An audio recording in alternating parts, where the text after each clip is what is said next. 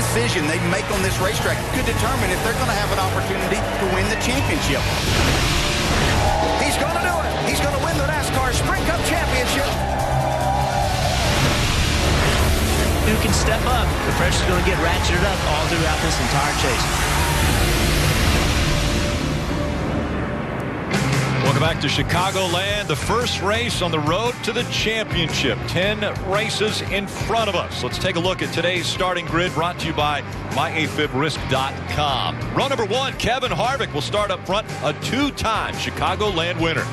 Yeah, row 2, we have Brad Keselowski and Martin Truex Jr., who was the fastest in both practices yesterday. Row 3, Austin Dillon and Ryan Newman. Austin Dillon also very fast in practice yesterday. Back in row 4, a 4-time winner already in 2015 and the 2008 Chicagoland winner, starting 7th. In row 5, we have 2 guys trying to win a championship, Kurt Busch, Jeff Gordon. 2 heavyweights make up row 6, 6-time champion Jimmy Johnson and 2013 Chicagoland winner Matt Kenseth. 2 more chasers back in row 7, Jamie McMurray and Carl Edwards. McMurray, it's his first chase race as a chase competitor. Starting in 16th is Paul Menard, who is also making his first chase. Row 9 is Greg Biffle and Kyle Larson, looking to maybe upset a chase guy in each breakthrough in victory lane. Back in row 10, starting inside the top 20, Dale Earnhardt Jr. won here back in 2005. Row 11 is Brian Scott making his first Cup start in Chicagoland, and Sam Hornish Jr. Row 12 is Tony Stewart and Casey Mears. Tony Stewart, a 3-time winner here at Chicagoland. Back in row 13, Danica Patrick and Clint Boyer, another chaser, and 2 of the last 4 races here, one from the starting position outside the top 20. Row 14, we see Ricky Stenhouse Jr. and David Reagan. And row 15 is Denny Hamlin and Trevor Bayne. Denny Hamlin is our lowest starting chase competitor. And let's go back up to row 2. Let's try to talk to one of the drivers in the chase, Martin Truex Jr. Jeff. Hey, Martin, this is Jeff up in the booth. You got us? I got you, Jeff. All right, bud, this is your 3rd chase. Tell us what you've learned in your previous ones that can help you in this one.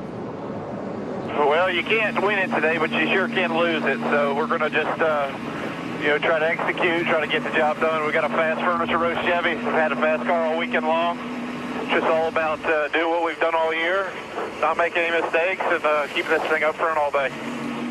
Yeah, you mentioned you had a fast car. You were fastest in both practices yesterday. Do you think you can take the fight to them today?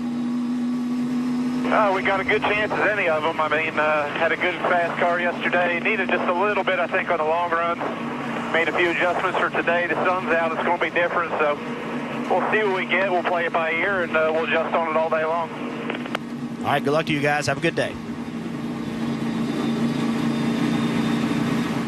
And leading the field today is the 2016 Toyota Camry XSE. It's the official pace car of Chicagoland Speedway. We hope not to see that very often today. That would mean that the cautions would come out. We're going to ride along with a few different drivers, one of those being Eric Almirola, the number 43 car. He has the Eckrich in-car camera and will start 20th today. Kyle Larson also has the camera with him. It's the Clorox onboard camera. He starts 18th. Carl Edwards with the Toyota in-car cam, starting 14th today. Matt Kenseth, his teammate, with the Sprint onboard camera, starting 12th. Just heard from it. Martin Truex Jr. in the 78 has the Chevy onboard camera up in row 2. And up in the front row, Joey Logano with the Coca-Cola onboard camera starts 2nd. And Kevin Harvick will start on the pole with the Jimmy John's onboard camera. For more of the storylines of today's race, let's go back to pit road and Mike Massaro. Rick, this morning I had a conversation with Kurt Busch's crew chief, Tony Gibson. He said his attitude toward the playoffs are simple. He wants to fly under the radar with his team. They want to keep the focus off of them. However, being a playoff team, the focus will be on them. His attitude and his approach, however, is conservative. He said, look, not every day is going to be a good day, but we need to make the most of those days that don't go our way. We're going to have a good day this afternoon and get off to a good start. That is pivotal as we make our move toward winning this chase at Homestead and giving Kurt Busch his 2nd title. Dave Burns? Mike, Jimmy Johnson has not won a race in Sprint Cup since May, so some wondered, have they come to the chase ready to go? Well, I think the 48 team has answered that question this weekend. In final practice, they had the fastest 10-lap and 15-lap averages, and Jimmy told me this morning in pre-race how a recent Kansas test have set them up to do well here at Chicagoland, a track at which he's not yet won. Marty Snyder? Well, Dave, it's hard to believe that Kyle Busch has never won a chase race while being a chase participant.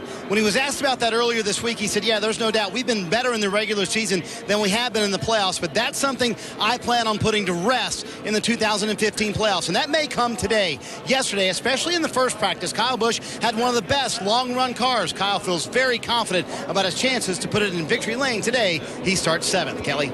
Marty, Ryan Newman has pointed his way into the chase for the second straight year. Last year, he made it all the way to the championship race at Homestead without a win. When asked about his strategy this time around, he said, hey, last year, we were going for the win every time. It didn't quite work out, and we still nearly won the championship. So this time, we're doing the exact same thing. We're going in with the mindset of going for those wins. Today, Ryan Newman will start 6th.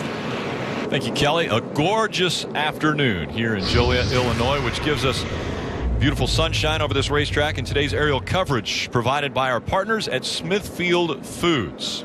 I want to take a closer look at Chicagoland Speedway with today's track facts presented by GE. A 1.5-mile racetrack. The banking in the turns 18 degrees, and the tri-oval it's 11 degrees, and down the backstretch just 5 degrees of banking. The front stretch and back stretch have a difference of 700 feet. The front stretch 2,400 feet, the back stretch 1,700. Want to look at today's Sunoco fuel strategy. 267 laps, just over 400 miles at pit road speed at 45 miles per hour. Very important that they don't make a mistake getting onto pit road or getting off pit road. And that fuel window, 56 to 60 laps, Steve. Yeah, that fuel window will definitely come into play today. These guys will try to stretch the fuel to get to the finish of the race. But in the middle of the race, these tires are going to slow down. The groove is going to widen out. These crew chiefs can play that strategy, come to pit road a little early, perhaps gain some lap time and an advantage on your competitor. The difference with the playoffs in NASCAR and all other sports, it's not just the playoff teams that are on the field or track. All 43 drivers have an opportunity to win this race here at Chicagoland Speedway. But we'll focus on the 16 that have a chance at moving into the next round and on to have a shot at the championship at season's end. 10 races make up the chase, and the first one about to get underway in NASCAR's playoffs from Chicagoland Speedway. Kevin Harvick, Joey Logano, green flag in the air, we're underway.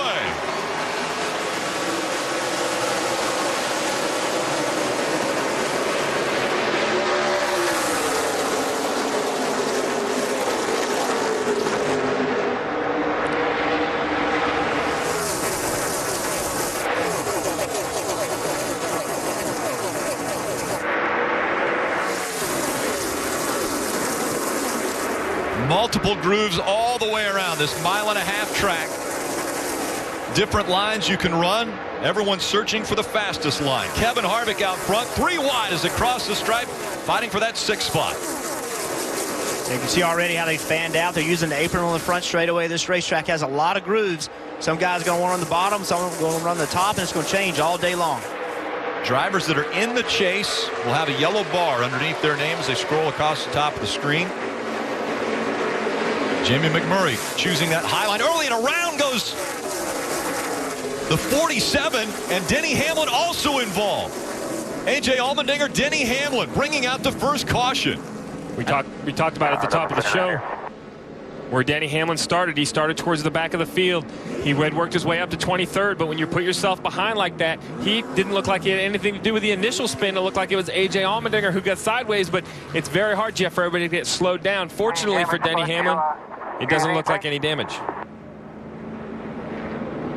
Yeah, he's going to go ahead and pit. No, actually, he's not going to pit. But yeah, I don't think they hit anything. I think the big danger here is you got to start in the back. You got to start in the back of the pack anyway. I'm not sure I wouldn't have gone ahead and pit versus riding around here and putting 4 tires trying and maybe tear their fenders up. I think the wiser move would have just been to hit pit road. I completely agree, Jeff. I think he needed to be on pit road because now we talked about this. There's no damage, but this is a big risk right here riding around on flat tires. Let's take a look at what happened. This is lap 2. Denny Hamlin down low on the track.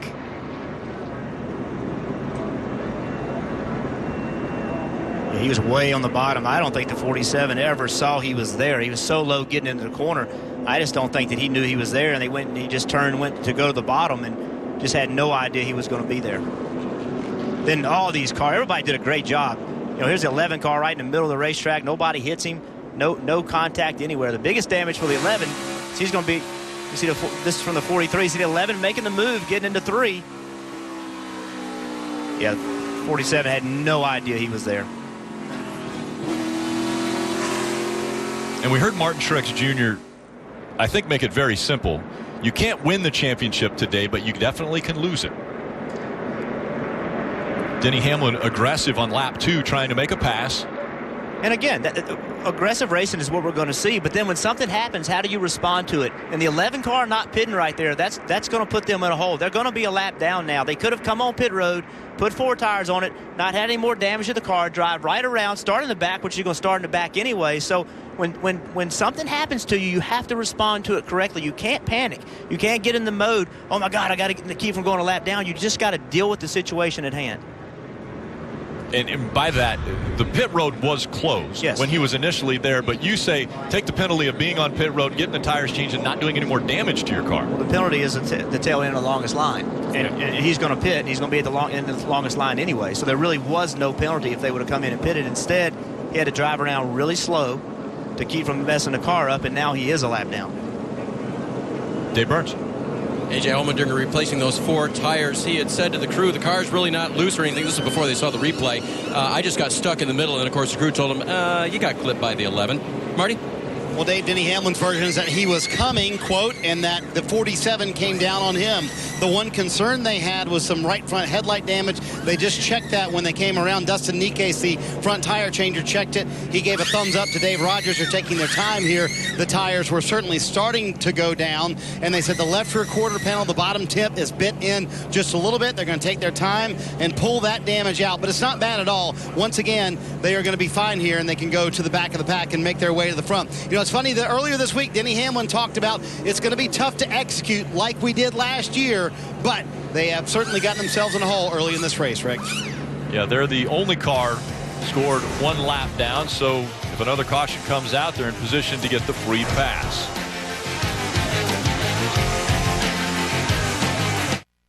Welcome back to Chicagoland Speedway. Restarts have been a very hot topic since Richmond from last week. We're about ready to have our first restart from here at Chicagoland Speedway. Out in front, Kevin Harvick, Joey Logano. Harvick again choosing the inside line. Joey Logano on the outside. Row 2, Martin Truex Jr., Ryan Newman, Austin Dillon, Brad Keselowski making up row 3. In the restart zone, back underway at Chicago.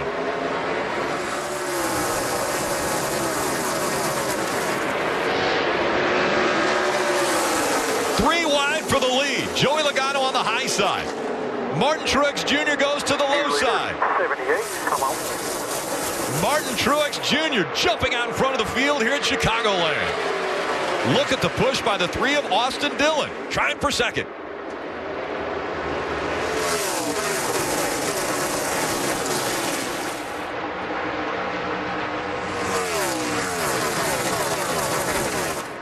We've wondered who will be the next first-time winner in the Sprint Cup Series. Today it looks like Austin Dillon wants to put his name on that list. Yeah, and what we're seeing right here isn't really a surprise from what we've seen all weekend. This 3-car consistently fast, 1 lap, 5 lap, 10 lap averages. They've really had good speed the entire weekend. Right on the bottom of the racetrack through turns 3 and 4. Martin Truex Jr. has a little over 7/10 of a second lead. 3 and 4 wide as they go into turn number 1. On the bottom of that, the guy on the apron was Jimmy Johnson, that 48 car. That's another car we continued to hear about in the garage area all weekend long. A team in Hendrick Motorsports that had searching for speed, a little off, it seemed like all summer long, but when the chase came around, the 48 definitely looked more competitive this weekend, Jeff. Oh, without a doubt. He was very fast in practice. Really good on long runs. On long runs, didn't necessarily have the fastest car taken off, but on long runs, he was really quick. So it's going to be interesting to see at this racetrack with the tires that wear out, the rough racetrack. We're going to see who's good on short runs and who's good on long runs. You may have to get a restart late, leading the race with a car that won't go on a short run, and that could hurt you, or the other way around. Is it surprising, either of you, that on lap 10 we're already fighting 3 and 4 wide for positions here at Chicagoland? I don't think so at all. I think when you talk about coming to the playoffs and stepping up your game and being aggressive, this is what you have to do. These guys understand where their cars are. They understand the window of opportunity. But look around. They're all yellow spoilers. The chase cars are denoted with that yellow splitter and that yellow spoiler. And that's what you all see at the front of the pack. you have to go. You have to be aggressive. Other than maybe Austin Dillon and Casey Kane, chase cars make up the top 12. Impressive runs for Austin Dillon, who's running second. Jimmy Johnson trying to take a position away from Brad Keselowski. That's for 8th. He makes the pass. Jeff Gordon in his final season, just behind Brad Keselowski. Still looking for his first win of 2015. And add to his championship list with this start, he ties Ricky Rudd as far as the most consecutive starts in NASCAR history. That's really impressive. I know that sounds odd, but 700. We race 30 to 36 times a year over the course of his career. The numbers change, but 788 starts. As you see, he gets right on the left rear quarter panel of the 2 of Brad Keselowski. You know, basically, he started the last race of 1992 and hasn't missed one yet. I think that puts it in perspective, Mike, exactly how long that streak has gone on. Yeah, it's gone on a long time. You know, I had an interesting conversation with your predecessor this morning. That would be Ray Evernham about Jeff Gordon when he was young and what he went through to achieve this Iron Man status, so to speak. He told me stories about how he would get out of the car on occasion, a race at Watkins Glen, with a bloody shifter hand, but he's made it through that race and won. He said there was another race in Sonoma where he had the flu. He had absolutely no voice. They could only key the radio system in code. 1 was yes, 2 was no. That's how they communicated, yet they won that race too. That just gives you a little sense of just how tough Jeff Gordon has been over the course of his career. And you continue to put it in perspective with other drivers that have had to miss races because of either illness or other reasons.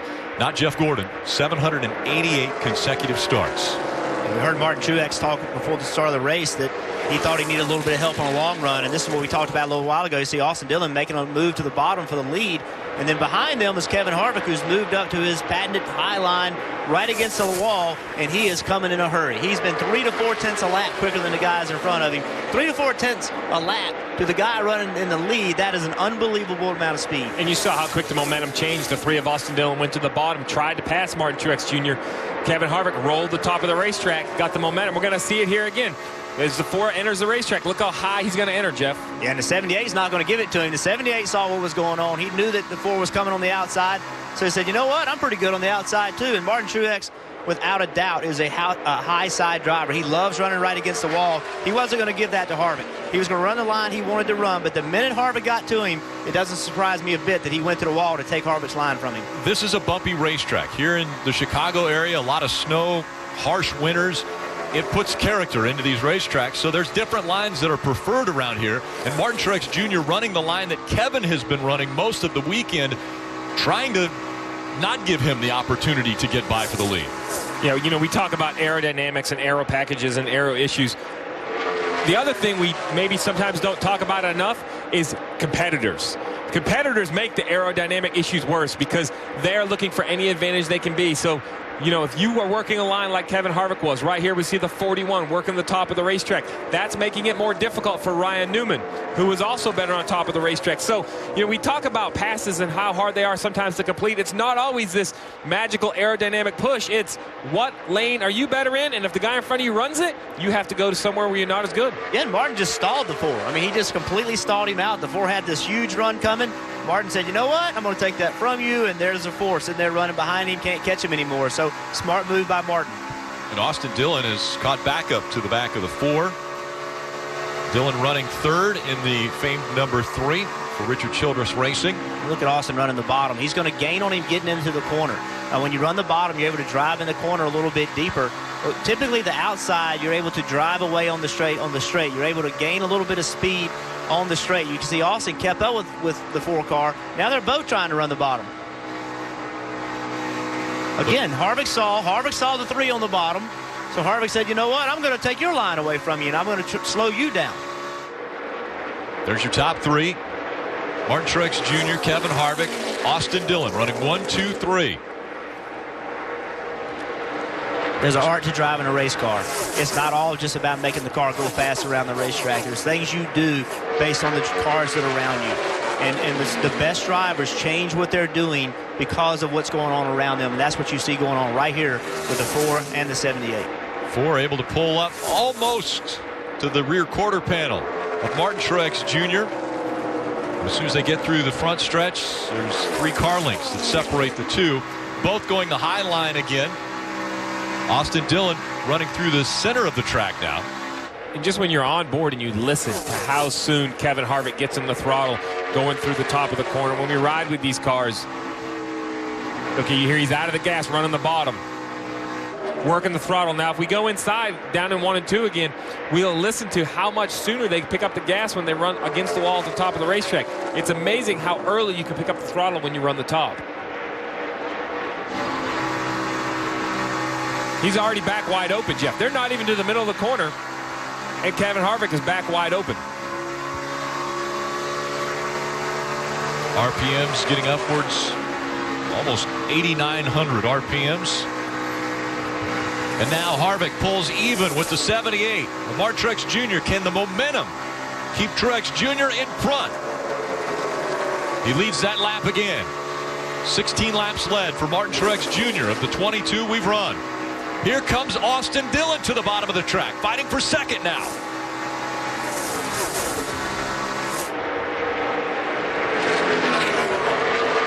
And now this is bad for Denny Hamlin, because as the race leader, Martin Truex Jr. goes by some of the slower cars and puts them a lap down.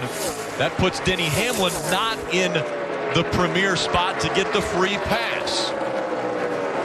So Denny Hamlin's issues early could dig him into a deeper hole. Martin Truex Jr. out in front. His third chase.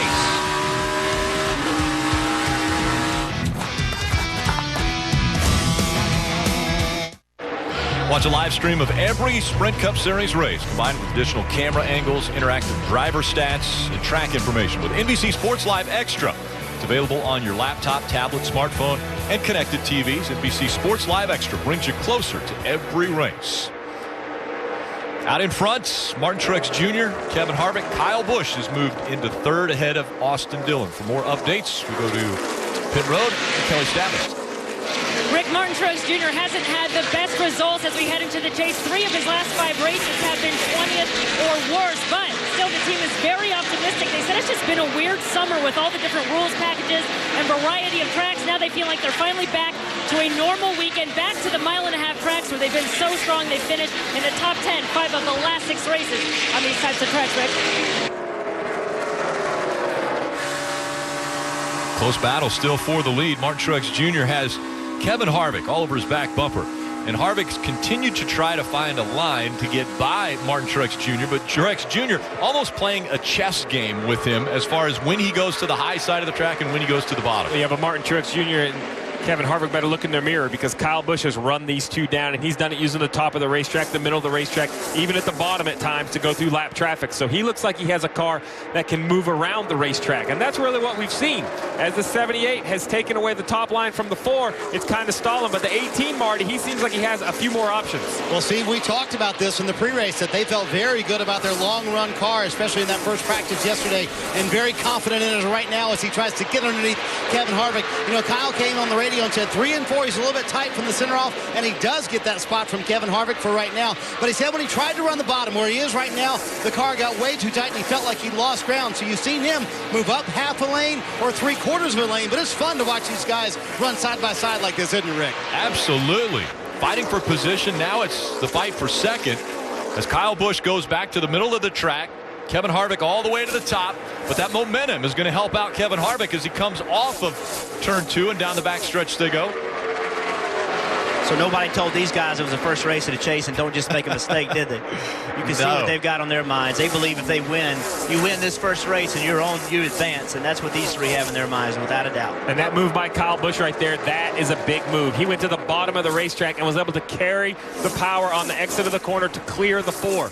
We haven't been able to see that much today. It seems like the top's been the preferred line, but Kyle Busch is moving around the racetrack and making time doing it. Steve, one of the things we watch when drivers are driving this aggressive early on is tire wear. The tire's wearing out. This could end up being a long green flag run where they'll have to go the 56 to 60 laps before they come to pit road. How much of this aggressive driving by Kyle Busch could come back to hurt him later? I think we're already 27 laps into this run. I think aggressive driving gets matched by aggressive pit calls. I think Kyle Busch is out there pushing as hard as he can. Adam Stevens can do the same. He can come to pit road 50 or 53, 54 laps into this run, Jeff, a little early. Put new tires on your car. You will force everyone to pit road. No one out there can give you a 2, 3, 4 second advantage, and every lap you have tires before someone else is going to be a huge advantage. Here we go for the lead. Kyle Busch running the middle of the track, trying to get by Martin Truex Jr. for that top spot. As we're just 35 laps into this 267 lap race. Still Martin Truex Jr. running right up against the wall. Kyle Busch trying that lower line. Let's see if Kyle Busch drives into turn 3 as hard as he did the last time. He made up 3 or 4 car lengths, wasn't able to pull the move off, but here he goes on the bottom, drives in the corner way deep. It's almost even with Martin Truex Jr., and then the momentum carries him out in front. His goal right now is to get through 1 and 2 equal with Martin. If he can get through 1 and 2 that same distance back, then he can drive into 3 hard and clear him before he gets to the middle of 3 and 4. But the strategy now is to try to stay close to him getting into turn 3. Yesterday, the wind came into play as far as going down the back stretch or the front stretch. Yeah, he's got a chance at him right here. Can't quite make it happen. Yeah, Rick, when you run in the Midwest, Chicago and Kansas, the wind is normally a big issue on the balance of the 2 ends of the racetrack. But today's a very calm day. It seems like it's really calmed down. That's one more thing. When we talk about the track changing from practice to the race, wind is one of those things that can really affect how your car is handled. Kyle Busch continuing to run the middle or bottom lines in both turns, 1 and 2. And again, the momentum in the hands of Kyle Busch as he enters the turns, but it's that high line that prevails with Martin Truex Jr. up top. I love the fact these guys are racing this hard. A little while ago we saw the 18 underneath the 4. Well, here we are. This was lap 36. The 4 just lays on the side of the 18, pulls the air off the 18, made the 18 loose. The 4 did that in an attempt to try to keep the 18 from passing him. That's how intense this race is. We haven't even made our first pit stop. This intensity is only going to ratchet up. Again, pit window here in Chicagoland, anywhere between 56 and 60 laps. But as you mentioned, Steve, the possibility of a guy pitting a little bit early to have fresher tires. Yeah, we've run 40 laps, but only 35 of them been under green. We had that early caution for Denny Hamlin and A.J. Allmendinger. So this is one that, you know, I think you'd be pretty safe to run 47, 48, 50 hard green flag laps. So we'll probably see the leaders come about 50 to 55, I imagine. The gap, 3 car lengths down the straightaway, but when they get into the turns, it's Kyle Busch that always closes the gap. Martin Truex Jr. leading at Chicagoland.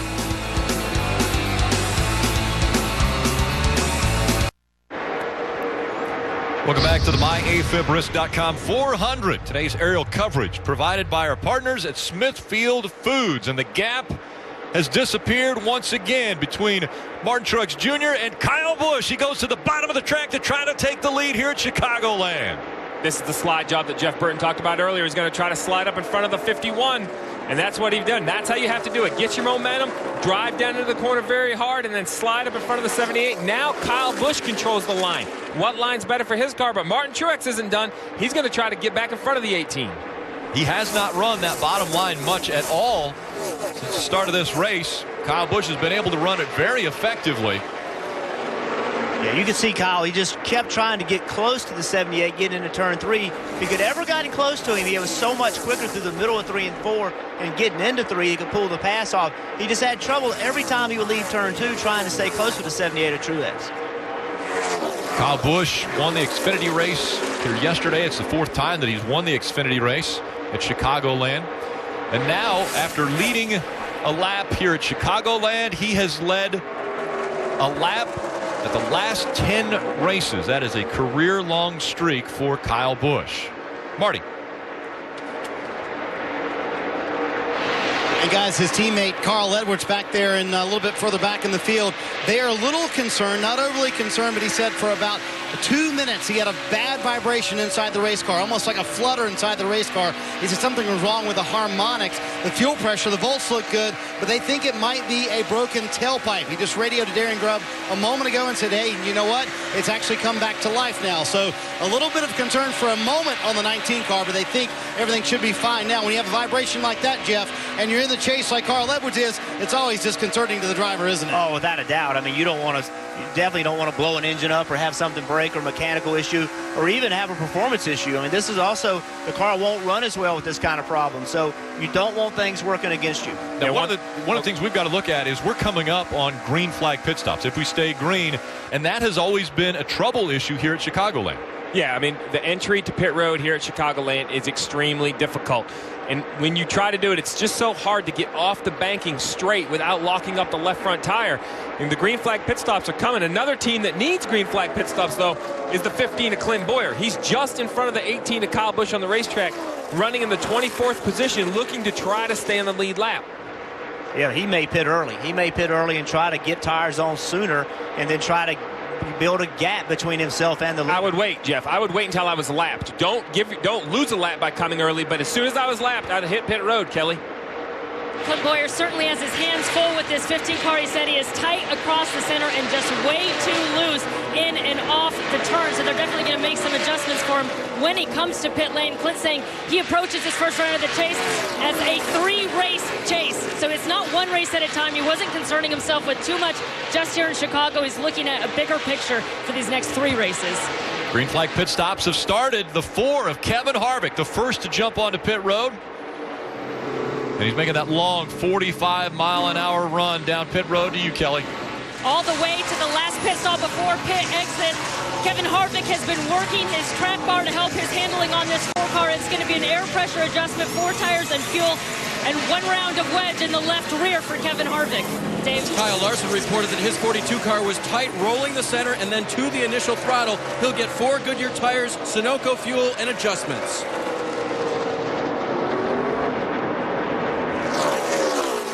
Kurt Busch coming down pit road as well. His car started off a little bit on the loose side, but then went to the tight side.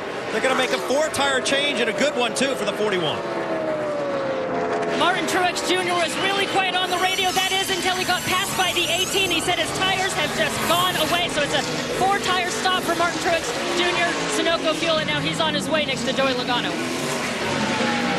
Kelly saw Joey Logano leave there. His car was a little bit loose off. They made an adjustment for him with wedge. The leader, Kyle Busch, said the car is not bad as, quote, a little right reary, which means it's just a little bit loose off the corner for Kyle Busch. You saw the wedge adjustment to tighten up the car just a bit. There it is for Kyle Busch, Dave. Jimmy Johnson's race car was getting tighter, longer, a little trouble getting the left side of the car up. It'll be a 4-tire Goodyear change, Sunoco fuel, and a wedge adjustment for Jimmy. First green flag stops taking place. Kelly.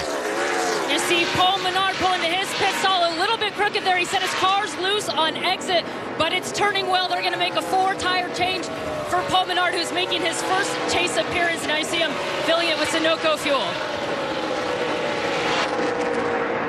The 19 of Carl Edwards hit with a penalty, too fast entering pit road.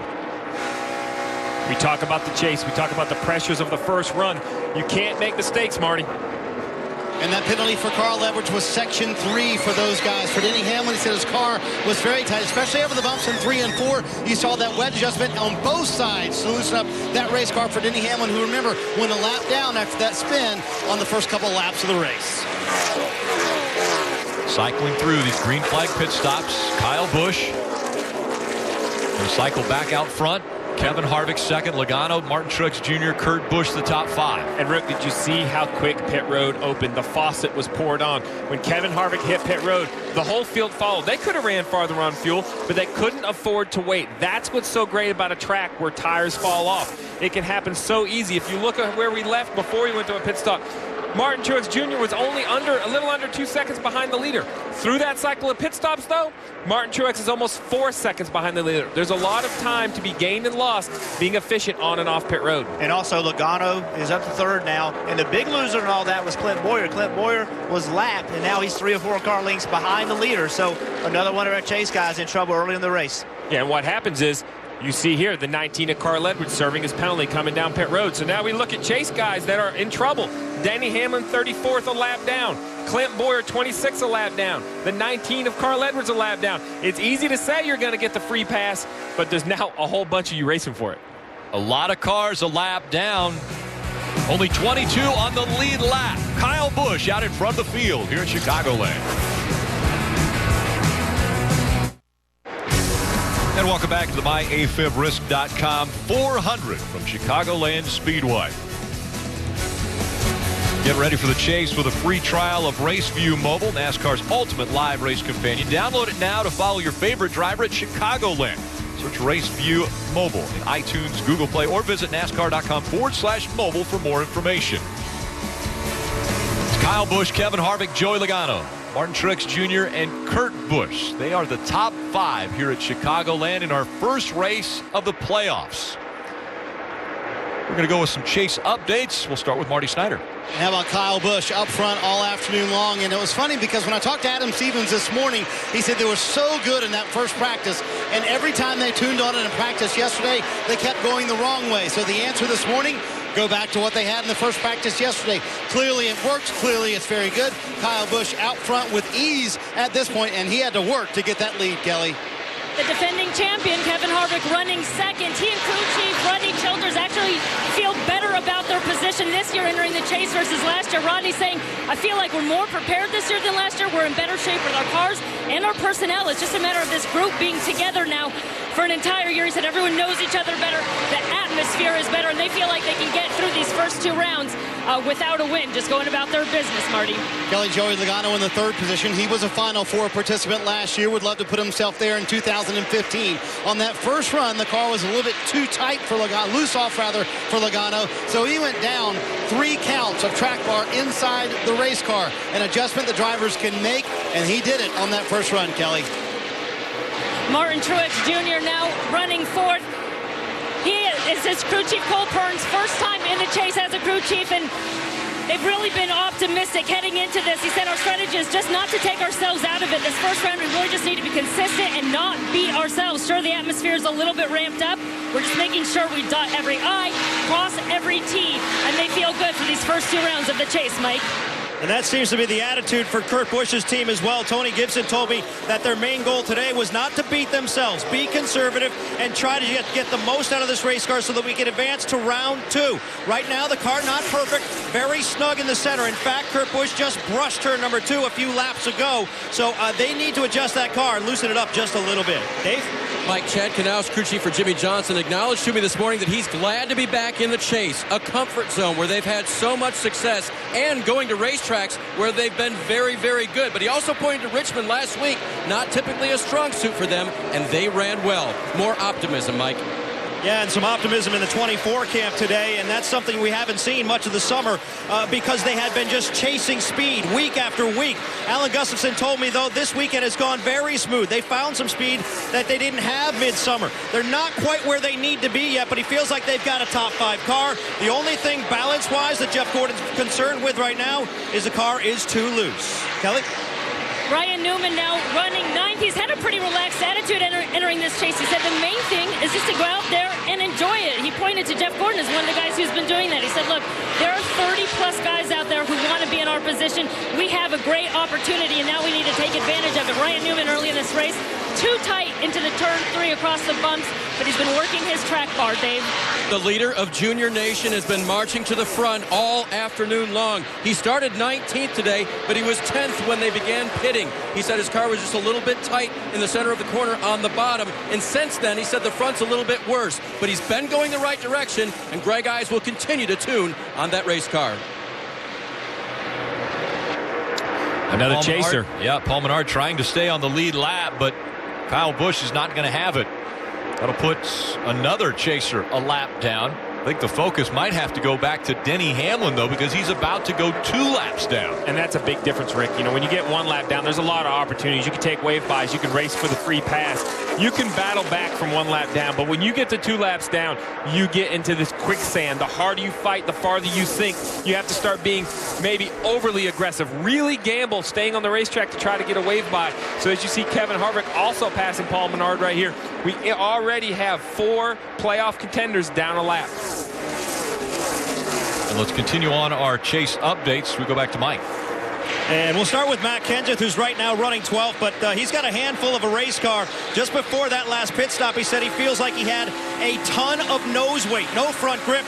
They made adjustments, but it doesn't appear it's made much of a difference. Kenseth radioed in recently saying it doesn't turn off the wall. It's loose on exit, not any better. And he used the word plowing. Dave?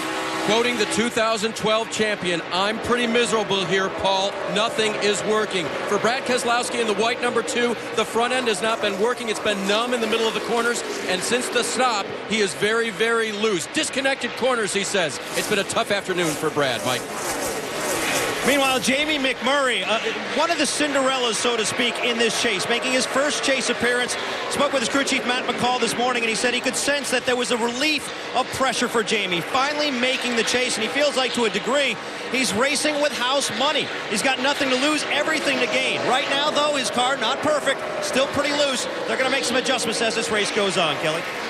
Paul Menard in that 27, who's now a lap down. They have no top 10s on mile-and-a-half tracks this year, so maybe that's not a big surprise. His crew chief, Justin Alexander, told me of these next 3 races, this first round of the chase, this is probably our weakest of the first-round tracks. We're not terrible by any means, but we'll get better as the round moves on, and they're really looking forward to Dover, which they feel like is their best of these first 3, and that is an elimination round. And Clint Boyer in that 15 car also now off the lead lap.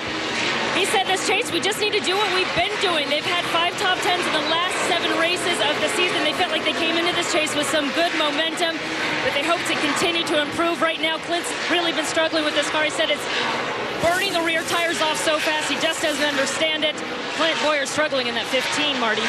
Kelly Chaser Carl Edwards is back in the 27th position, and for much of this run they've been trying to diagnose exactly where the speeding penalty came from when he was on pit road. Darian Grubb told him moments ago you were 0.1 mile an hour over the speed limit. Now keep in mind NASCAR does give you 5 mile an hour as a grace, and that was in section 3 for Carl Edwards. So he said, well, I'm just going to have to back down my speed on the next stop because I was right on the numbers I should be on. So they're struggling a lap down. His teammate Denny Hamlin, when he took off from the beginning of this run, thought he had a loose wheel. They checked with all the tire changers and said, nope, we got all the wheels tight. So he has stayed out there struggling with a tight race car as well, especially through those bumps in 3 and 4. Hamlin's been concerned now is that he is only 1 car from going down 2 laps. And as you guys mentioned, that would be huge if he lost another lap. A big concern. This has been a 70-lap green flag run. Kyle Busch out in front of the field at Chicagoland.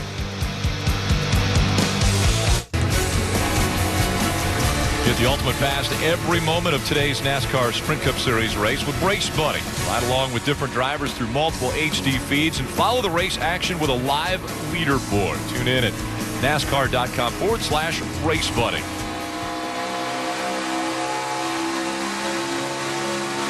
As we look at the chase grid, 16 drivers, all with a chance at the championship.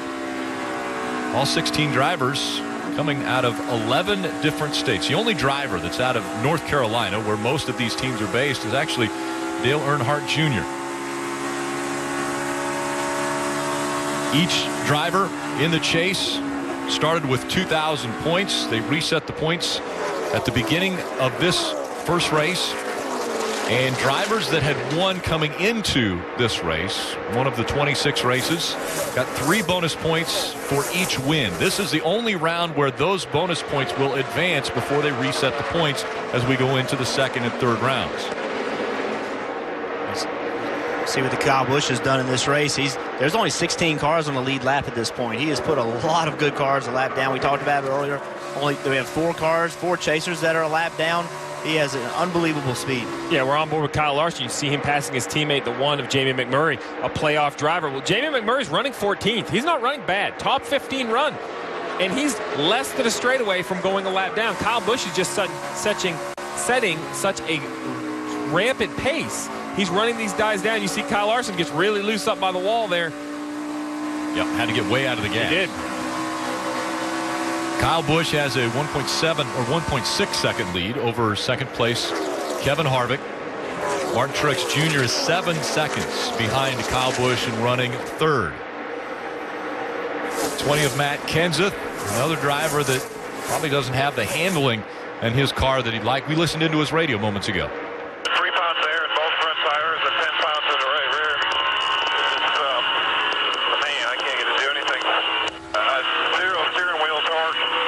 About 4 numbers loose in turn 3. 6 numbers tight in the middle. 4 numbers loose off. 3 numbers loose into turn 1. At least 6 numbers tight in the center. Then I get a drive push, and then I'm 5 numbers loose off. That's a lot of bad numbers in the wrong direction. What he's describing there is he's using a scale, 1 to 10 scale, and he's using entry, middle, and exit. And that's the biggest concern, is that the entry, the middle, and the exit are completely different. But as we're riding on board here with Matt Kenseth, the 41 of pit road's on pit road, Mike. Yeah, 41's on pit road. They're going to try to fix him up. As we mentioned earlier, he's been extremely tight. Even brushed the wall in turn number 2. They're going to make a wedge adjustment in a 4-tire change, just trying to free him up a little bit. Right now, Kurt not happy with the car he's driving. That seems really early to be on pit road. But perhaps Tony Gibson, if Kurt didn't think he had an issue, maybe Tony Gibson thinks the inevitable's coming. He wants to come and get tires. I'm not exactly sure, but without a doubt, these new tires, he'll be very fast when he gets on the racetrack. 36 laps from the last time he was on pit road until now, and we see Kurt Busch and Kyle Busch in some heavy traffic. Oh, there's some very heavy traffic. That's the last thing you want to see. Just catching the guys so quick. He got to the middle of 3 or 4, and 62 of hill was there, and he just had nowhere to go. So that was tight. That is not the trouble. That's not the kind of thing you want to have. You're sitting there leading the race. You're thinking everything's cool, and all of a sudden you're getting a wreck. That is, again, all these teams they do not want mistakes. They don't want to build themselves a hole they got to dig out of for the next 2 races.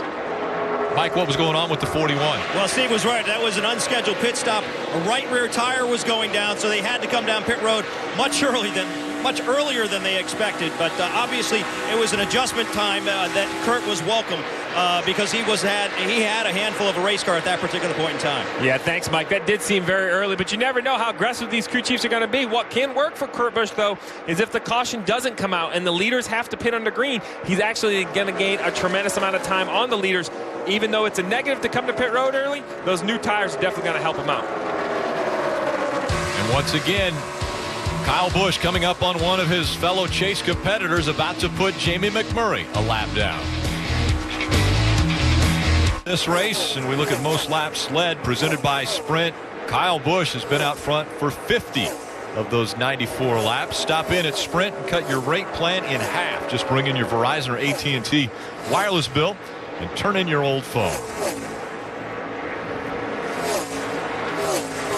Marty, a long green flag run coming up on 90 laps, and Kyle Busch has been very impressive through all 90 of them. He's making it look easy, isn't he, Rick? And he's been working through some lap traffic. Adam Stevens told him a moment ago, he said, listen, dude, I know you're a little frustrated with all that lap traffic, but you're doing a fantastic job with all these cars making his way through those. Only thing he said on the radio this run is the car is once again, quote, a little right reary, meaning it's a little bit loose. But Steve, I want to talk to you about what Kyle said earlier this week. He said last year, honestly, we didn't have good enough cars to make it through on wins. We had to point our way through, but clearly JGR this year has the cars to win races. So talk about how you approach the chase differently when you have cars like they had last year, where it's all about consistency, but this year you have cars that can win races, and you know you need to take advantage of that. Well, Marty, I think we've discussed the strategy to get through to the chase. While Ryan Newman did do it, pointing his ways all the way to Homestead, we just feel like Jeff Bird and I both feel that that's not the preferred way. Like the 31 mentioned, they were trying to win races, and that's what Kyle Busch right now is trying to do. While last year it was about consistency, what makes the first round easier? Winning race 1, because in the next 2 weeks you can go out, enjoy yourself, and really get prepared for round 2. But I think that experience helped these guys last year. I think the 18 not having that speed and having to race their way, try to get into the championship battle with points, I think that helped Kyle Busch learn that there are more ways than just winning races. You can't go out and throw it all on the line every single lap, because then you get in more wrecks, you have more problems. So that may be part of the learning process of how to win a championship that team needs to go through. With the exception of Kyle Busch, Joe Gibbs Racing hasn't had the greatest start to this first race of the chase. Even though Kyle leading this race, Denny Hamlin early on, lap 2, gets sideways with A.J. Allmendinger. And Carl Edwards, he came in and got, everybody had green flag pit stops. He came in and got caught speeding, so now he's a lap down after serving his penalty. Yeah, Matt Kenseth, he hasn't really had one specific issue that's hurt him other than just a lack of speed. He's currently in the 12th position. While that doesn't seem very poor, that's 28, almost 29 seconds behind the leader, Kyle Busch. So Joe Gibbs Racing, we saw when they were fast, they were all fast, 1 through 4 at times at Richmond, but here we are at Chicago. They're kind of spread through the field, Jeff. And the big problem with Matt Kenseth is, guess what? He's the next one to get lapped. So, Kyle Busch is not that far behind Matt Kenseth, so that's his biggest issue. Only one caution to start this race as we've just passed racing 100 laps of the 267 scheduled. The fewest cautions ever here at Chicagoland is 4. It was twice back in 2010 and 2012. But again, a long green flag run. We're at 94 laps of this green flag run and probably starting to look at our second green flag pit stop. Absolutely, and really unlike the Joe Gibbs Racing cars that are kind of spread out, Hendrick Motorsports is a little bit the opposite. They have Jeff Gordon in 5th, Jimmy Johnson, as you see right here, right behind him in 6th, and just behind Jimmy Johnson is Dale Earnhardt Jr. And it seemed like their cars maybe lack a little at the front of these runs, but after we get 20 or 25 laps on their tires, Jeff, they really have some decent speed. The big concern for this company is the 4th car that also missed the chase, but right now we're going to worry about that after Homestead. I think Gordon, Johnson, and Earnhardt have to be their focus. Austin Dillon continuing with an impressive run as he runs 8th, the non-chaser, trying to follow in the tire tracks of Dale Earnhardt Jr. Kyle Busch has led 57 laps. We're coming up on our second round of green flag pit stops. We'll take a quick break. Speedway, Joey Logano running in the top 5 for much of that run. Said his car just wouldn't turn as we begin green flag pit stops. It was too tight. They made a wedge adjustment, also air pressure adjustment to help out Joey Logano. Kevin Harvick was the first of those guys to pit, and now everybody's going to come down pit road quickly. Dave? Dale Earnhardt Jr. was on pit road tight in the center of the corner. His car was running 8th when this round of pit stop started. He'll get 4 Goodyear tires and he's full of Sunoco fuel. Marty? Dave, Kyle Busch for the dominant car. Very few words spoken on that run. In fact, Adam Stevens said, "What do you got?" Kyle came back and said, "Good." And then Adam Stevens said, "You want any changes?" Nope. And so they're very happy, obviously, with this 18 car. No changes, Dave. Marty, this horrible run for Brad Keselowski has evened out. He didn't really lose any positions over it. Just really a 3 to 4 tight, he said, in the center of the corner at the end of that run. Kelly? Paul Menard in the 27 car said the car is really loose in and off. They're going to give him 4 Goodyear tires. They're going to make an air pressure adjustment. And there you see him filling up Sunoco fuel. Kelly, Denny Hamlin a lap down, but they have a very fast race car on this past run. He said it's really not bad. They were only down a half on the track bar inside the car, and that's way up from where it was earlier. Still a little bit too tight for Denny Hamlin. Dave Rogers said in the middle of that run, quote, "You're hauling right now." Very good for the 11 car. They just need to get that lap back. Denny Hamlin was able to stay just 1 lap down. He hasn't fallen 2 laps down as we cycle through the green flag pit stops. And he has had good speed. I mean, his crew chief, a lot of times crew chiefs don't exactly tell the whole story, but in that case, crew chief was telling the whole truth. The 11 has had good speed, pretty much kept his distance from the 18. Looked like for a while he was going to go his second lap down, but he was able to keep position. We talk about fast cars and what opportunity they present to you. Kyle Busch, there was no stress, no reason to come early. Kyle Busch chose to run on the second half of that pit cycle. Dave Rogers called him to pit road as one of the last cars to pit. Normally we would talk about the time you give up, but he had a 3.5-second lead over Kevin Harvick. Staying on the racetrack cost him time. He has a 2.5-second lead, but it's still the lead. You want to be nice and conservative. Don't take a chance of losing a lap. Kelly, Kevin Harvick also came down pit road. He was one of the first to be on pit road. What'd they do?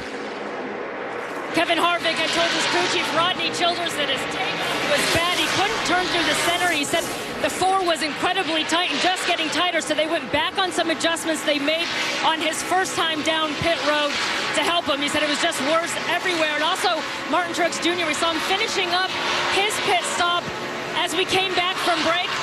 Well, he said he just had to nurse his car around at the end of that run. He said, "It doesn't matter where I run right now. I can't find any grip." His tires were just going away. They made an air pressure adjustment to try to help out Martin Truex in that 78.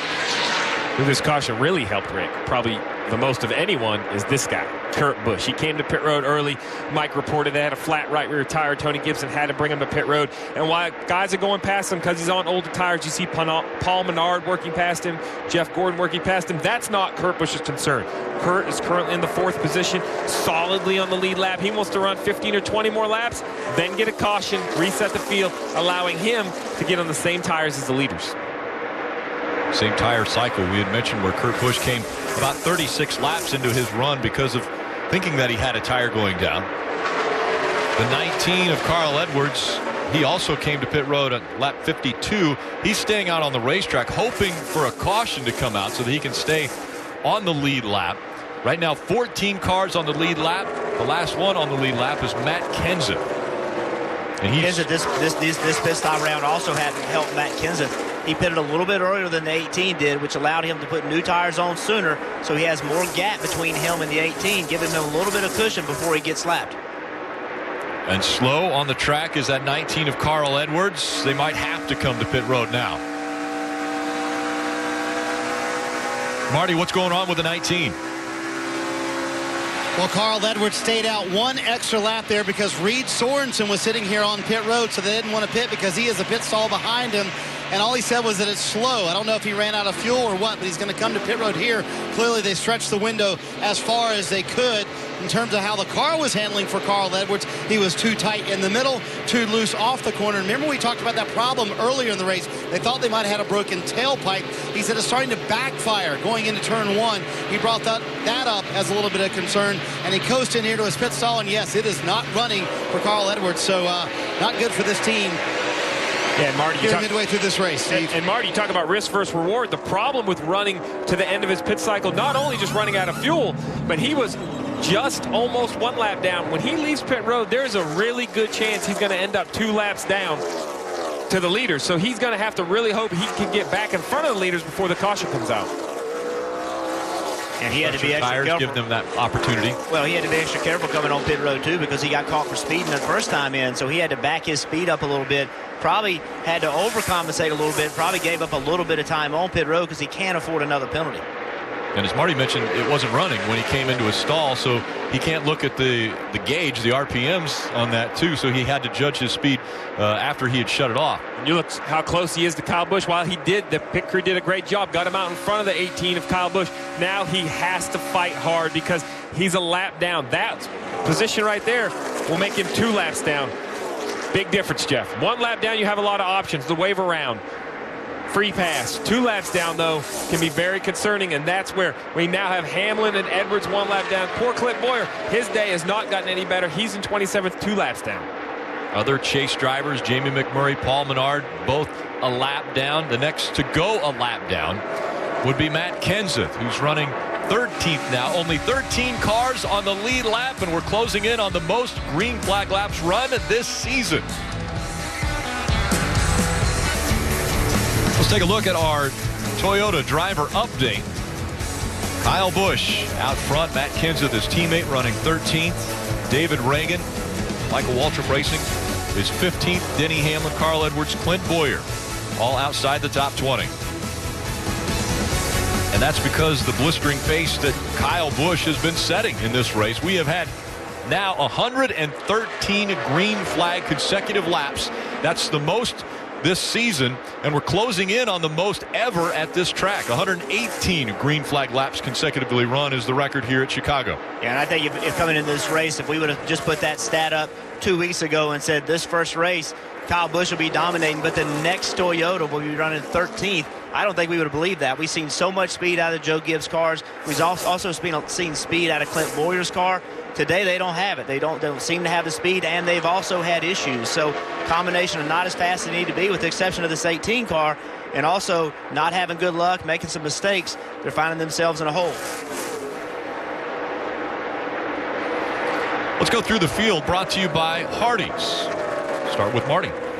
You know, it's funny, Rick. Everybody wanted to say, you know, since Kyle Busch was out for 11 weeks this season, that he might be a little fresher coming into the chase. He was asked about that earlier this week. He said, no. He said, you got to remember, for those 11 weeks, those guys were driving race cars. I wasn't sitting on the couch. I was rehabbing every day. I was working every day. So he says, I feel like I am ready to go for the chase, but I've worked just as hard as everybody else this year. And, oh, by the way, you think he might, you know, slack off a little bit in the chase and not run companion races? He's running every companion race for the Xfinity Series for the rest of the year. He said that helps me on Sundays. Kelly?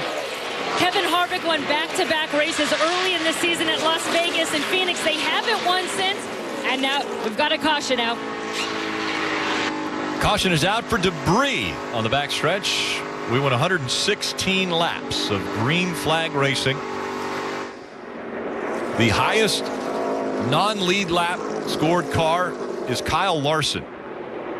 Matt Kenseth was able to stay in front of his teammate Kyle Busch and stay on the lead lap. And since the last green flag pit stops came around lap 106, anywhere from 103 to 106, we've gone close to 20 laps on these tires. Are we going to see everybody come in and change 4? Well, with only 13 cars in the lead lap, I expect to see everybody to pit. If this was early in the race and we had run 10 or 12 laps, and there was 40 or 35 cars in the lead lap, someone might consider staying out and getting some track position, but you can only gain 13. So I think at this point, all the leaders are going to pit. The big question mark to me is when I look down at the cars one lap down, Paul Menard, Jamie McMurray, Denny Hamlin, Carl Edwards. Are they willing to take the wave around to try to get back on the lead lap? I think Carl Edwards can, because he recently was on pit road. He pitted, you know, not that long ago, so he's one of those guys that can, but everybody else pitted quite a bit ago. So I think it's an opportunity for Carl. The other guys, I think, would be pretty risky. And we talked about it earlier. Huge break for Kurt Busch. Kurt Busch had to pit under green, so he needed this caution to get back on the same cycle as the leaders. And really everybody, I think, needed a breath except for Kyle Busch, because he was kind of holding the pressure on everyone. I think the whole field needed a little break, get a cold drink of water, talk to your crew chief, reset what you have. Hearing through the radio that some of these chase drivers that are a lap down are already saying, we're going to stay out, we're going to take the wave around. As we see Kyle Busch, race leader, making his way onto pit road. And we'll go down to Mike. And Jeff Gordon's been having a very solid run as well. Your upper left-hand corner, he's been inside the top 3 before this round of pit stops. They're going to make a 4-tire change and pull a spring rubber from the left rear, also fuel. Marty? Mike, Kyle Busch said his car was, quote, pretty good. I'll say it is. Just a quarter round of wedge, because then the car takes off just a little bit too loose. And he said he actually thinks it's going to be better on this run, Kelly. And Truex Jr. in the lower left said he felt like he was on the splitter, but the spotter says it looks okay. They're going to give him a round of wedge. 4 tires and fuel for the 78, and also the 4 of Kevin Harvick said it's so tight it won't make the corner there. Taking a half a round of wedge back out of the left rear for Kevin Harvick. Look at the race off pit road, brought to you by Geico. Jimmy Johnson makes up a spot on Martin Truex Jr. Also Newman and Almirola advance 1 position. Today's aerial coverage provided by our partners at Smithfield Foods, giving us a great perspective of this mile and a half.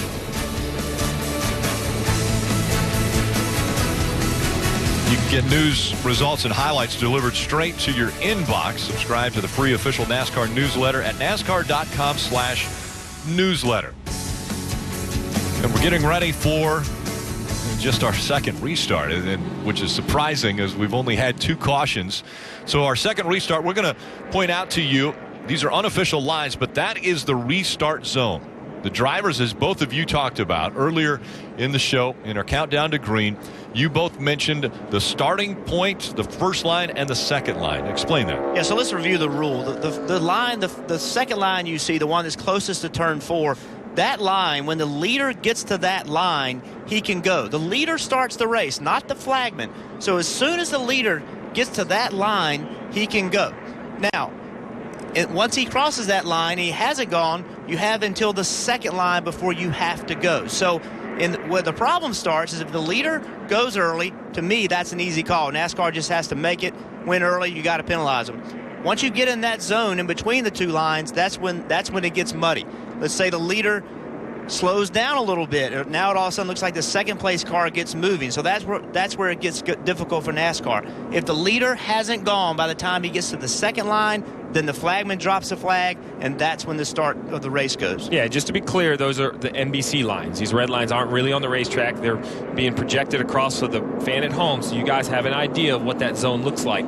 But you see as these cars roll through it that it's only about 3 car lengths long. So the leader doesn't have a lot of options. It's short for a reason, right, but there still are options. The most important thing is you have to get to the first red line. And it's not official. It's like the 1st and 10 that you see on football games. And so but we wanted to put it in there so that fans can see exactly where that start zone is for these race cars. And so those wondering why is this a big deal, the reason it's a big deal, it's so competitive. Restarts mean so much. If the 4 car can get in front of the 18, it'll take the 18 forever to get by him in a lot of cases. So all the drivers have always, this is not new, all the drivers have always tried to get an advantage on the restart, and it starts right at the restart zone. And what did this do for people that were looking to turn their day around? Well, Carl Edwards and Darren Grubb, they decided to stay on the racetrack. When the leaders pitted, they then were in front of the leaders.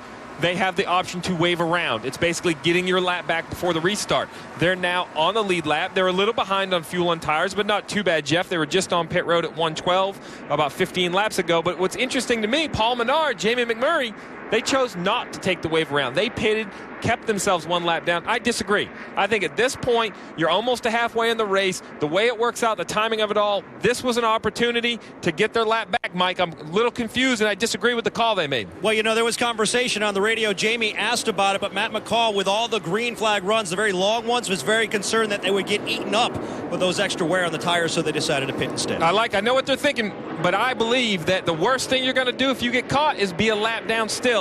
I think the gamble's to stay out, Rick. We'll have to see how it goes on this restart. Kyle Busch chooses the outside. Kevin Harvick on the inside. Green flag back in the air.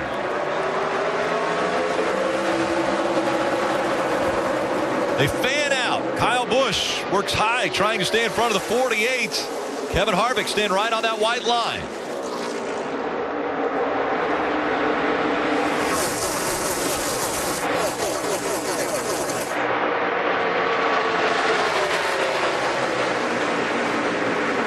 A lot of momentum for the 4 of Kevin Harvick. Kyle Busch tries to get to his right rear quarter panel to slow him down. It doesn't work. Harvick out in front.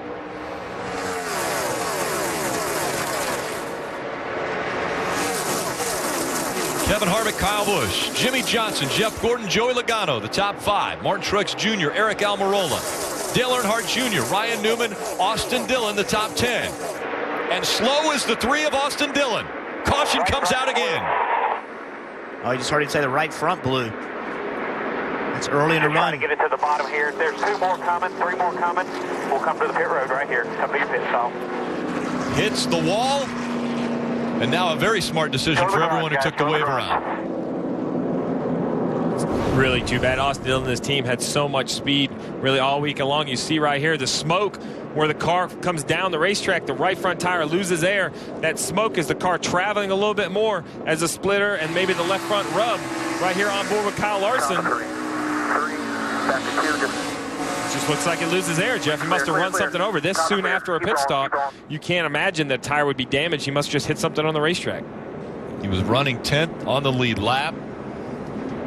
You wonder this soon after pit stop if perhaps, the valve stem, you can hit that sometimes with a lug nut or with the air wrench, and you can not break it clean off, but crack it enough that air will start to come out, and you won't know. The driver has no idea he has that leak until this, unfortunately. And what a disappointing day. This car had run really good. We've seen a continual improvement from the 3 car and Austin Dillon. And again, we're talking about all these championship guys, but everybody else is trying to win the race too. Everybody else is trying to improve their season. So this is a big blow to that team. And we just talked about this. Carl Edwards took the wave around. Man, boom, back on the lead lap. But the 1 and the 27, they chose to pit. They chose to not take the gamble. This would have been the caution that helped them. We're going to talk about this throughout the playoffs. We talked about it at the top of the show. Every decision, the pressure builds. This is a decision at the end of the day they can look back on that affected their performance. Mike? And Matt Kenseth on pit road. They're going to work on this car, an air pressure adjustment, trying to give him a little bit better feel. Jason Ratcliffe was looking for long runs today, but the long runs haven't paid off the way they would like. They've had to keep working on this car, Dave. Mike, not only was the caution a bonus for the wave-around cars, Brad Keselowski thought he had a loose wheel. He said, let's pit, let's get this taken care of now. Marty. Davis Darian Grubb said, hey, how about that? Back in the game. 4 tires for Carl Edwards here. An air pressure adjustment for a tight race car for his teammate Denny Hamlin right in front of him. He said it was, quote, slimy on that run. They're going to make a wedge adjustment, also an air pressure adjustment. And they said, listen, let's take our time, get everything fixed like we need to get fixed here on pit road. Kelly? Martin Truex Jr. in that 78 car. Similar situation to Brad Keselowski. He's felt something vibrating. The team said they only got 3 lugs on the left rear tire. They brought him in, changed all 4 Goodyears for Martin Truex Jr. And only 3 lug nuts. Not as handy as you would like if you're going another 60-lap run. The fastest lap today, presented by Sprint, turned by Martin Truex Jr.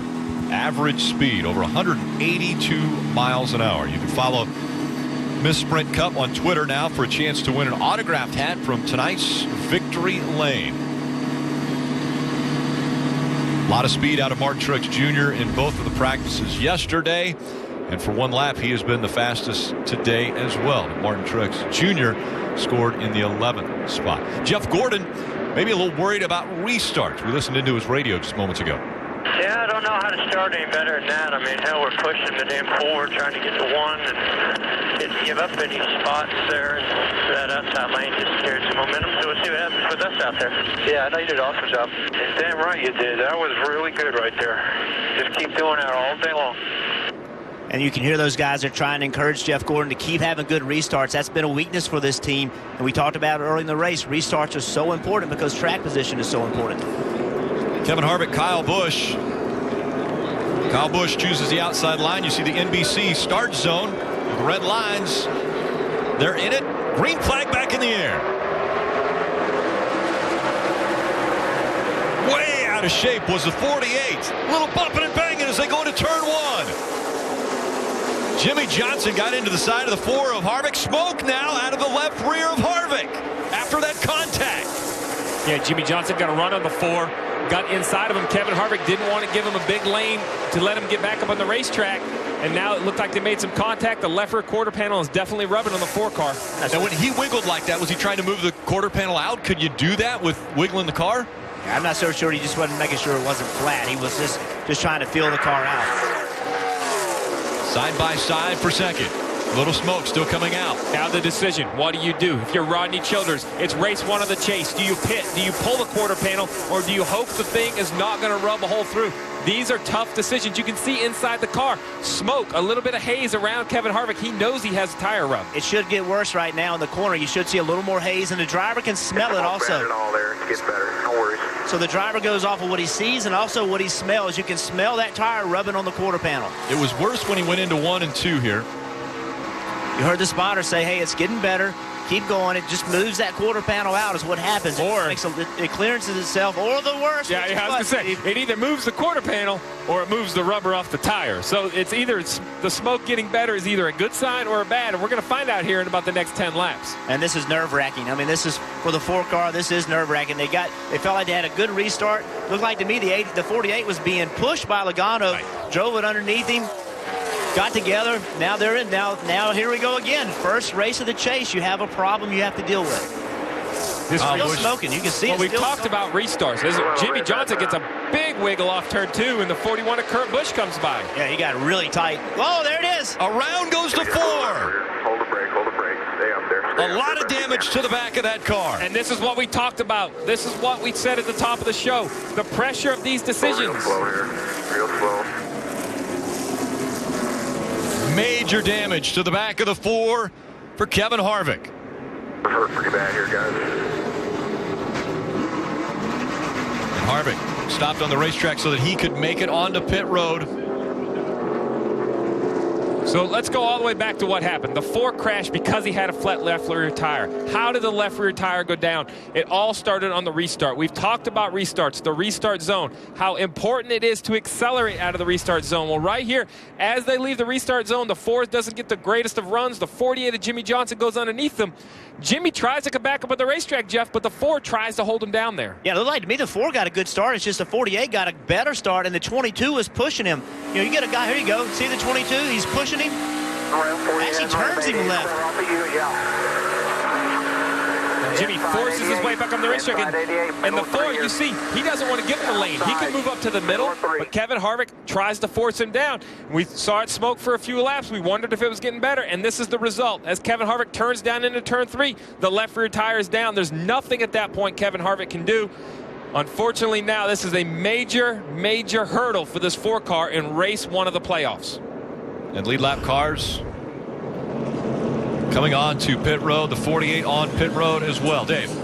And of course, I can't see the damage from my vantage point, but he will get a wedge adjustment for fresh tires and Sunoco fuel for Jimmy Johnson. He did ask on the radio, what in the world was a 22 doing? As for the 88 of Dale Earnhardt Jr., he'll come down pit road, get 4 tires and adjustments. The big loser in this one has to be the Ford team of Kevin Harvick.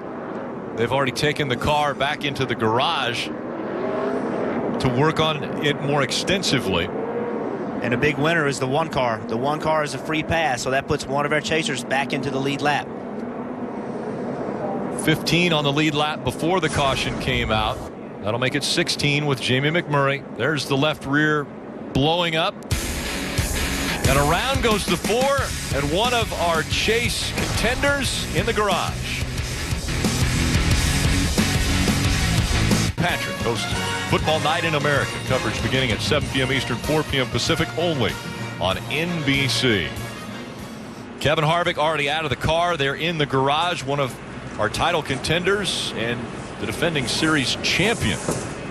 Let's take a look at what happened. So we saw in the restart, let's ride with Logano.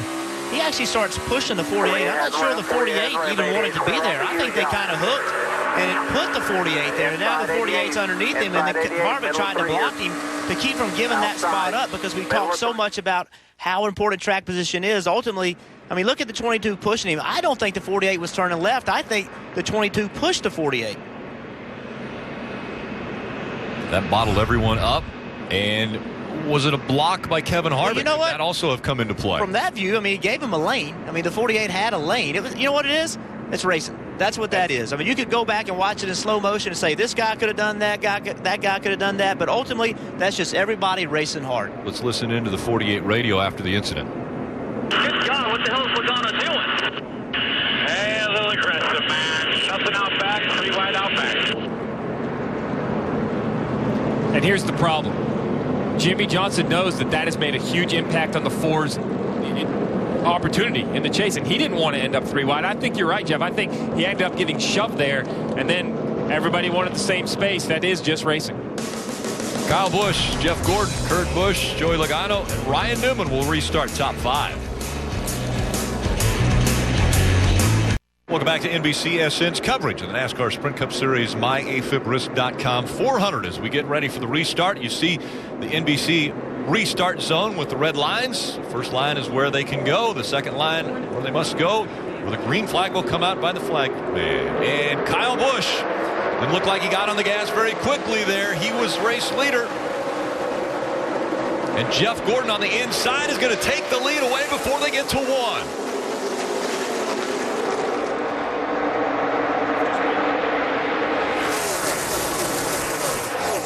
And NASCAR has said over the radios that restart is under review. So they will be looking at that. They've put a dedicated camera right on the restart zone. They also have a senior official that is in that area that is watching for it. They will make a decision. And I think it should be under review. We need to look at that, see what option there was. Kyle Busch is the leader. Kyle Busch has the opportunity to restart anywhere between those 2 red lines. It appeared to me that Jeff Gordon got just past the first line, and he decided to go. And they're going to have to review it, and they are reviewing it. We'll find out what NASCAR deems from that restart as we see the 18 working the high line, trying to take the lead back away from Jeff Gordon. All these decisions are risk versus reward, and they happen in a millisecond. You don't get to think them all through. We've seen 2 restarts in a row that were, things start to get wild. So these things happen quickly. You have a game plan. You see a 41 with an aggressive move, but there's a game plan of trying to get the lead, trying to protect your position. But things happen so quickly. Drivers have to make decisions right now. Kurt Busch gets by little brother Kyle Busch and takes second away. Let's take another look at this restart. This is what NASCAR is reviewing. Okay, so Kyle Busch is the leader. Kyle Busch on the top lane. When he gets to the first red line, he can choose to go or not. It looks to me that Jeff Gordon is continuing to accelerate. This might be a better view right here. We should listen. Be at the mark of 5, 4, 3, 2, 1. Go. And there's the problem. The question is, did Jeff Gordon accelerate or did the 18 not go? That is the million-dollar question. That is the problem with these restarts, as there are games played. It looked like the 24 accelerated from the sky shot. You ride on board. It looks like the 18 perhaps, Jeff, slowed down a little. After Richmond, the drivers all had opinions as to what would happen with the restarts. But almost to a man, they said, we can't police ourselves. NASCAR, you're going to have to police us. And I'll be honest, on that call, I don't know how I would call it. I mean, when you look at it from that view we just saw, I don't know how you make that call. And if you don't know exactly, then you don't make any call. So from one view, it looked one thing. From another view, it looked completely different. From the top view, I had the 24 going way too early. From the in-car, I don't know. Now I'm questioning it. Marty, what's the 18 think? Well, you know what? It's funny because Kyle Busch was asked about this earlier this week, and he said, I'm just not comfortable doing anything other than going by the book. He said, I don't want to put NASCAR in a position to make a call on me. He said, so I go by the book. Other guys don't care. He said, but I'm going to go by the book because I don't want to put NASCAR in that position to make a call on me and black flag me for jumping the restart. Still waiting on the results of NASCAR reviewing that restart. I'll be willing to make this wager. This is race 1. We're going to talk about restarts more before we get to Homestead. That's a pretty safe bet. Still out front, though, it is Jeff Gordon after a great restart. He is in front of Kurt Busch, now running second, Kyle Busch third, Joey Logano fourth, and Ryan Newman top 5. Ryan Newman, top 5. It seems as though when the chase gets underway, something clicks with that team. We talked with Luke Lambert earlier. They are looking to win races, but they also just want to maximize their finish positions, as we see Kurt Busch trying to challenge Jeff Gordon for the lead.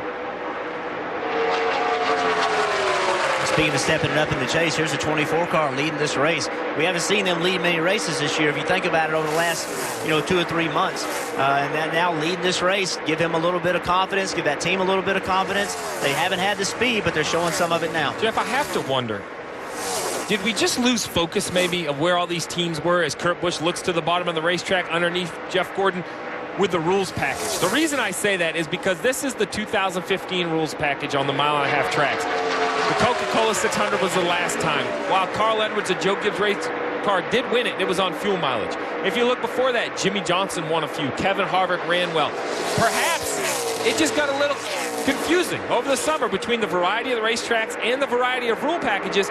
Maybe that the 24 Hedrick Motorsports had this, or maybe they found something because they have shown more speed this weekend. But you still see the 18 of Kyle Busch. He has speed as well. But even the 78, Jeff, I think lost a little form during the summer, but he's come back now that we're at Chicago. Martin Truex Jr. running 5th.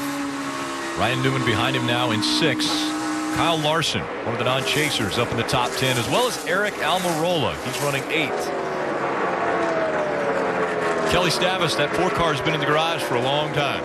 And they've been working on all 4 corners of it. And we've been talking about restarts, and with good reason, because it was a restart that caused trouble for Kevin Harvick. And here's how his crew chief, Rodney Childers, saw it play out. Screwed up part about it. This 48 was off, I think, and turned back into him right in front of me on purpose. And so the defending champion has a hole to dig himself out, but this crew, there's no quit. They're working hard on it to try to get him out and maybe salvage some points. Kevin Harvick out of the car, but understandably in no mood to be talking to me. Yeah, Kevin Harvick's not going to be happy. But we have seen Kevin Harvick in this situation before. It happened last year. He had to win at Phoenix if he wanted to advance and have a shot at the championship. Now Kevin Harvick may find himself in a position where he has to win at either New Hampshire or at Dover, the next 2 races in this round. Take another look at what happened to Kevin Harvick. Yeah, so we're in the overhead right here. You can see the 22 pushing the 48, pushes the 48, almost spins him out. 48's next to the 4. The 4 is trying to defend his position. The 48 runs in the side of him. So, again, that's the part of it I talk about being racing. That's the part where the 4 had to make a decision. Do I just move out of the way and let the 48 come? Do I try to defend that position? And, again, those happen in a split second. That's a decision a driver has to make. It's difficult. It's easy to look back on and say, well, maybe the 4 should have just turned right and given room. But then you come out of turn 2 and you run an 8th rather than running 2nd or 3rd. So these are difficult decisions. And I want to update you, NASCAR has just come over with their decision. They've reviewed the most recent restart, and there is no decision. No penalty will be put to any driver. So they felt that restart was in a situation that everyone abided by the rules that are in the book. Dave, how about the 48 team? Hey, Rick, on the resumption of the race, the 2 was back here. The 48 wasn't. He's been going the wrong way. Listen. Hold on a minute. Let me try, man. I'm trying. I'm moving switches. I'm pulling levers. I'm trying lines. Hey, relax, but it's okay. I was just curious what was going on. No, it's not okay. I don't like going backwards, and it's stressful. Don't over-adjust it, buddy. Don't over-adjust. Don't get too crazy in there. Jimmy trying to work his way back up at about 5 positions since the restart, Rick, and trying everything he can to make him up. We heard Chad Canal say don't over-adjust. These drivers do have adjustability in the cars now with the track bar. Forget about what they were saying. How were they saying it? Jimmy Johnson, a little agitated, a little vocal, but Chad, very calm, very to the point. Sometimes with these radios, you know how to, Jeff, you don't pick up every word, but tempo and tone can go as far as what you're saying. Chad Canals understands we're in the chase, we're in race 1, very calm. He's normally the guy running the whip. We got to go, we got to be aggressive. He knows how to win a championship. We're going to stay calm here. Talk the 6-time champion, maybe calmed him down a little bit. And this racetrack is changing, and that's why they're talking about making adjustments. Kyle Busch, who dominated this race, he's running 3rd. Martin Truex led a lot of it. He's running 5th. So they're going to have to make these adjustments to keep up with the change of the racetrack. Marty? Well, Jeff, as you can imagine, the ruling by NASCAR did not go over well in the 18 pit. Adam Stevens was not very happy. He said if they're going to make a rule, they need to enforce the rule. It's very simple. We didn't spin the tires. We didn't hit the gas. He did, meaning Jeff Gordon. They're not very happy in the 18 pit with the ruling on that restart.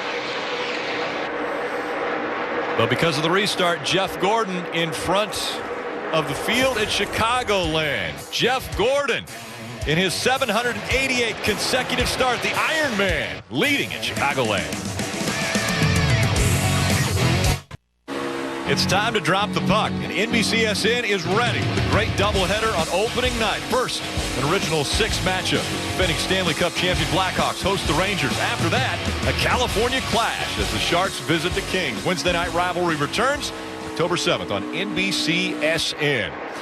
Jeff Gordon in front. Kurt Busch 1.1 seconds back. Kyle Busch 1.8 seconds back. The big question is, did Jeff Gordon jump the restart? Kyle Busch was the control car coming into the most recent restart.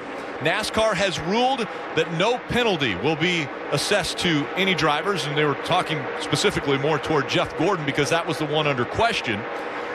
So let's review the rule. We're going to use some more technology here. The lead car is not supposed to change his speed. He's supposed to keep his speed and stay constant speed. He's not supposed to go before the first line. He has to go before the second line. That's right. So as we approach the restart zone, the white line on the apron of the racetrack, that's the mark where the 24 can't accelerate before it gets to. The leader has to go at that point. The leader has the option, to go between those white lines. You have to look at the speeds, and you have to determine, did the 18 slow down or did the 24 accelerate? And that's a question that was answered by NASCAR, that they did not feel like there was any penalty that should be given to either driver, so they have said that start was good. And let's be clear, we just did something I've never seen done before. Showing speeds on a restart, and I'm not sure NASCAR has all that information available to them. I don't know if they do or not, but by that, Kyle Busch said, "Hey, I didn't go," and Jeff Gordon went. It's hard to disagree with him on that. So Kyle Busch has closed the gap once again behind his brother, Kurt Busch. It's amazing in this sport how when something happens, it happens again and again and again. The talking point gets going, a topic gets going, whether it's restarts, whether it's racing back to the yellow, all those kind of things. As soon as you start talking about it, I can guarantee you it's going to happen. Jeff Gordon, Kurt Busch, Kyle Busch, Joey Logano, and Martin Truex Jr. They're in the top 5. And it's Ryan Newman, Kyle Larson, Eric Almirola, Dale Earnhardt Jr., and Carl Edwards top 10. Denny Hamlin has fought back on the lead lap. He and Carl Edwards took Wade Brown were able to get back on the lead lap. Kenseth also on the lead lap. Jimmy Johnson has fallen back to 13th. Brad Keselowski 14th. David Reagan also on the lead lap, and Jamie McMurray, another chaser that's on the lead lap, in 16th. But there are only 16 cars now on the lead lap as Jeff Gordon continues to lead. Tony Stewart, the first car a lap down, running in 17th. Clint Boyer just got passed by Ricky Stenhouse Jr. for the 18th position. Paul Menard, another chaser, back there in 20th. Casey Mears, Danica Patrick, both a lap down.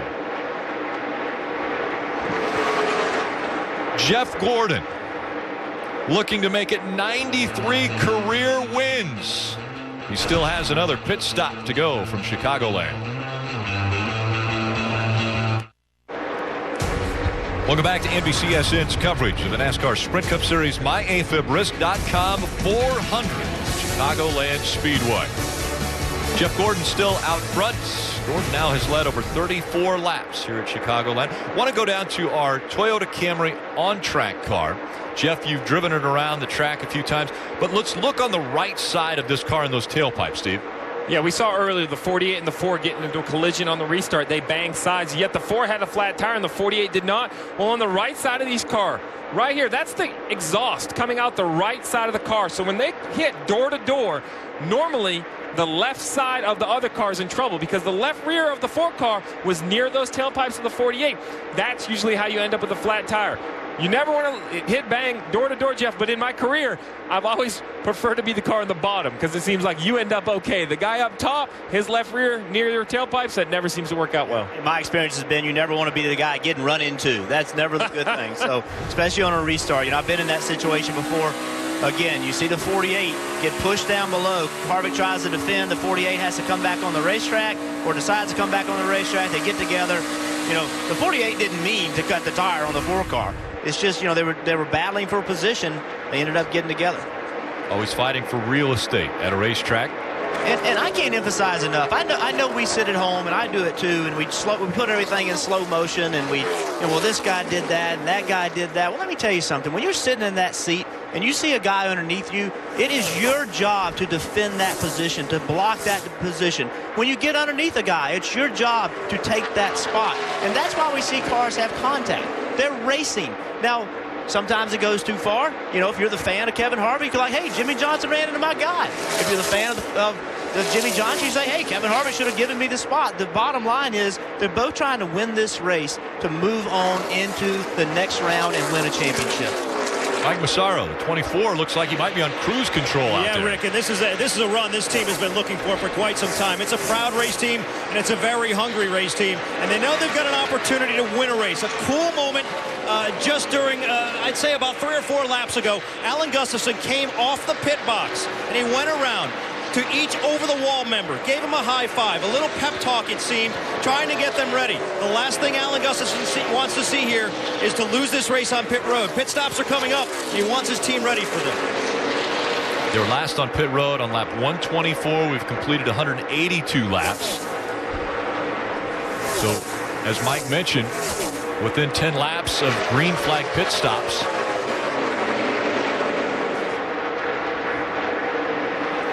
Jeff Gordon out in front. The last time we were coming up on green flag pit stops, it was Kevin Harvick who made the aggressive move, came a little bit earlier than the rest.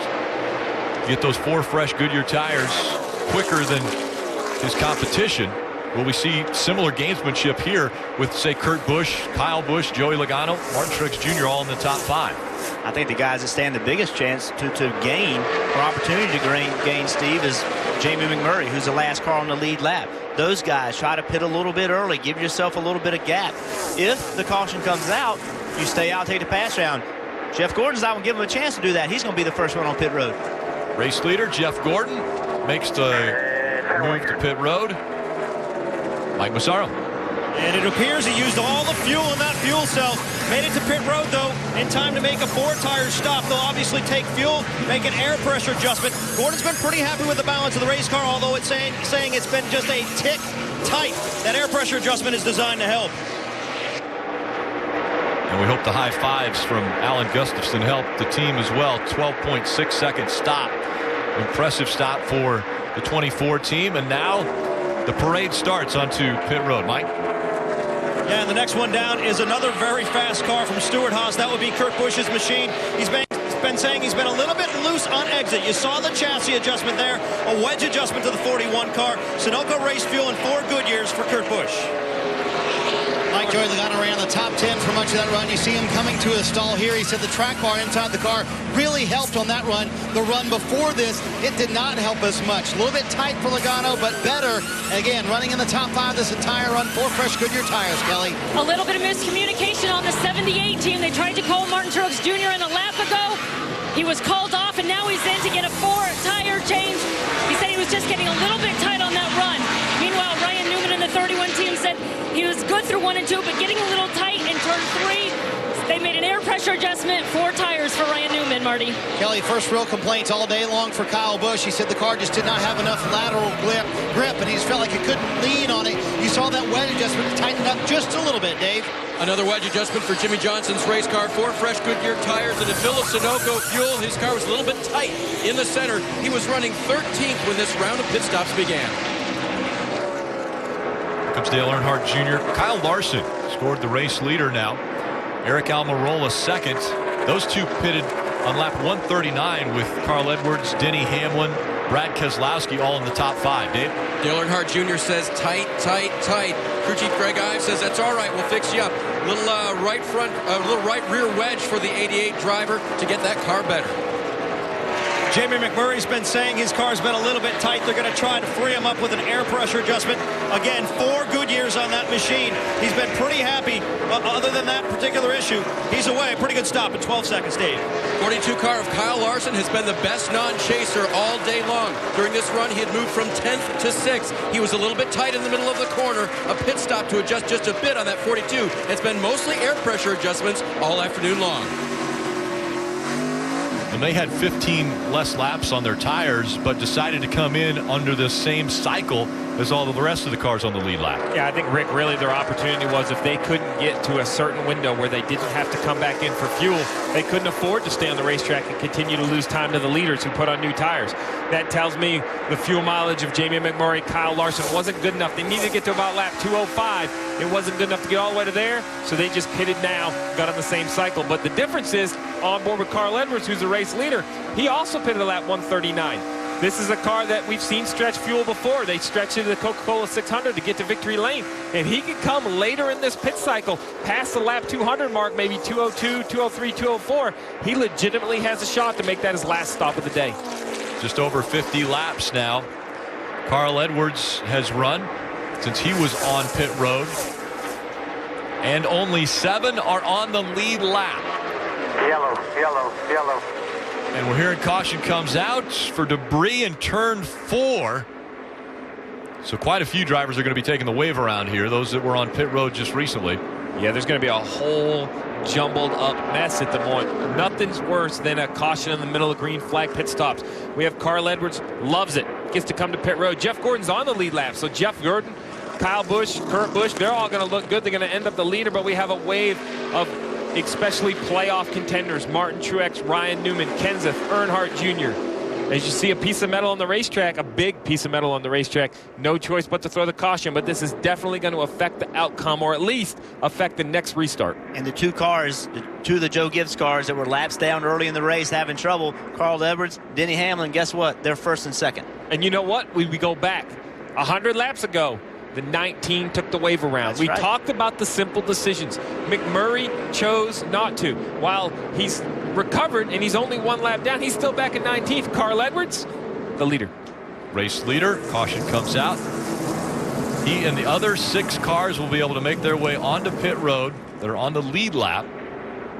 Lead lap cars have the first opportunity on pit road. After they get on and off of pit road, then the lap down cars will have the opportunity to come to pit road, but we will probably see quite a few of the lap down cars stay out and take the wave around because they were just on pit road.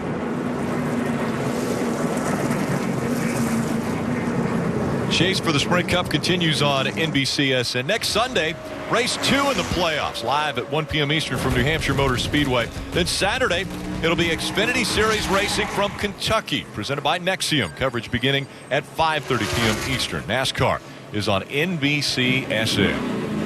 And in this chain of events, the 78 car is going to get the free pass. So he won't have to do the wave around. He'll actually get the free pass.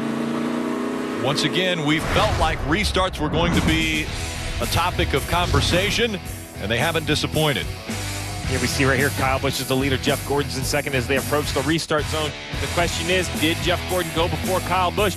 It's really hard. It's a judgment call. NASCAR looked at this video.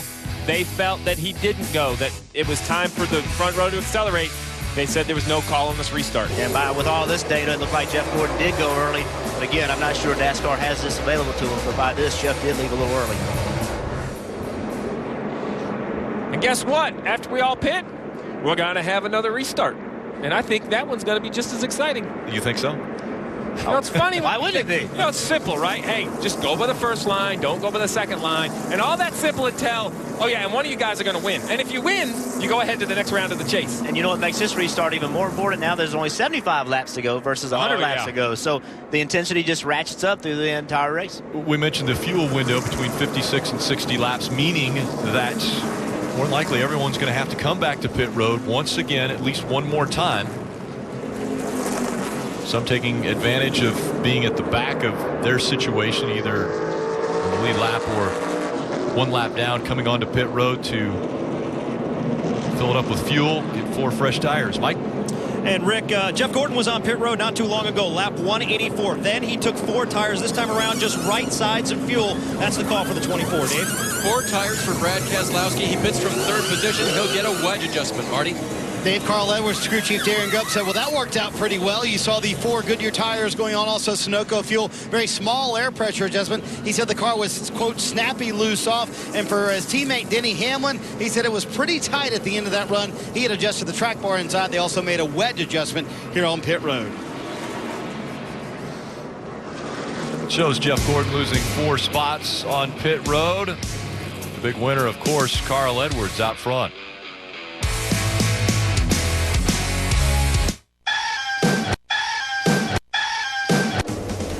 Welcome back to Chicagoland, the first race of the playoffs. It's the MyAfibRisk.com 400. 10 races to determine a champion. Last year's champion in the garage, working on the back of their car, and now out of the garage. He will be making his way on track. You see him on pit road. But Kevin Harvick, 57 laps down. That's how long they were in the garage.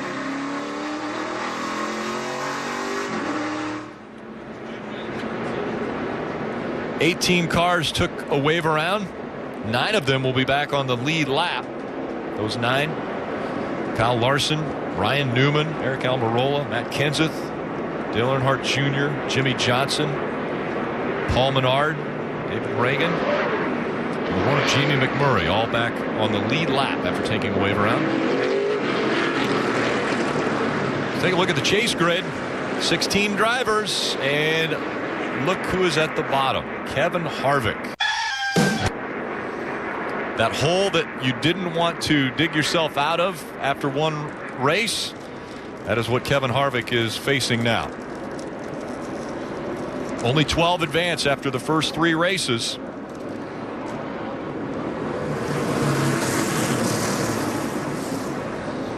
NBC restart zone, the 2 red lines. Kyle Busch, Kurt Busch. Front row, Kyle Busch on the outside. Green flag back in the air.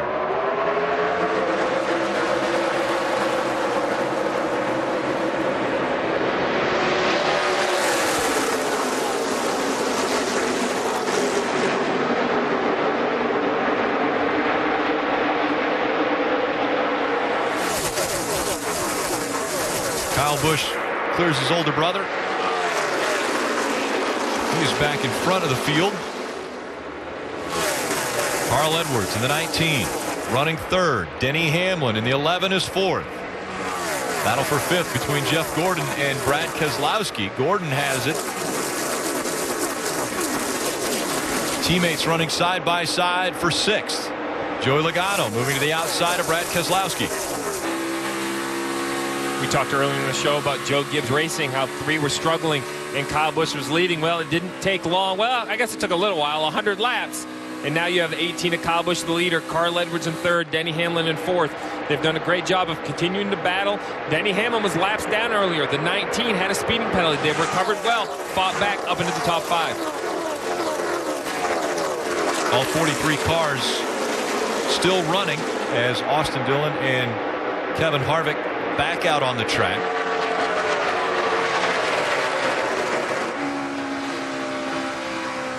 And that will play into points as far as with only 69 laps to go. And Kevin Harvick 57 laps down and Austin Dillon 66 laps down. Not going to help themselves much points-wise. Marty?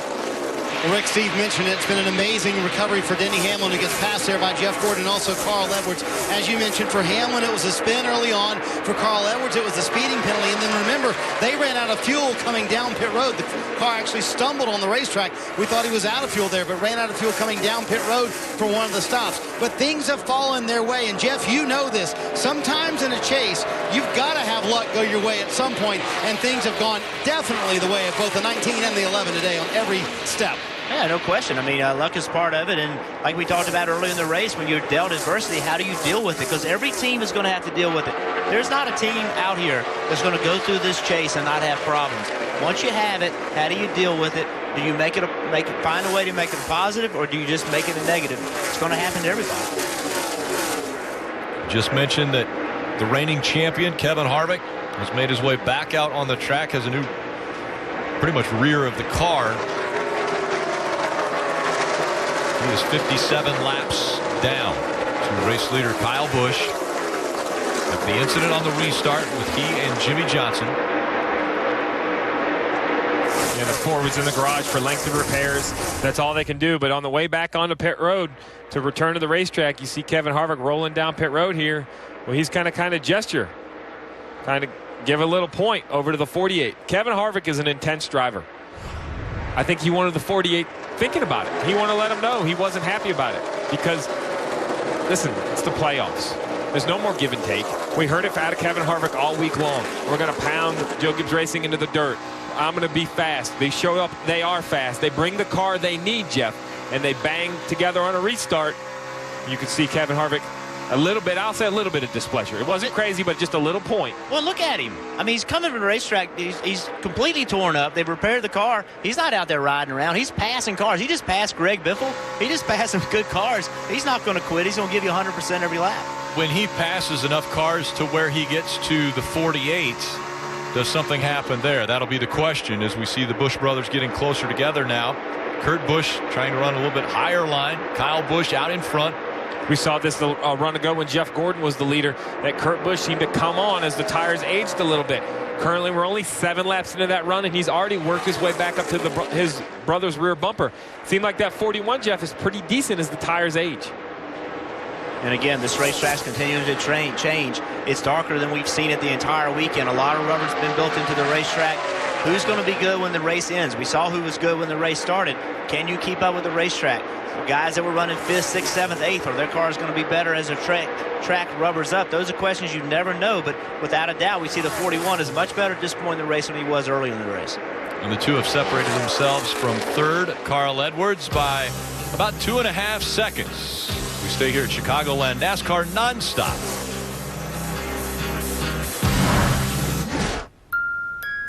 A lot of people have helped get me here.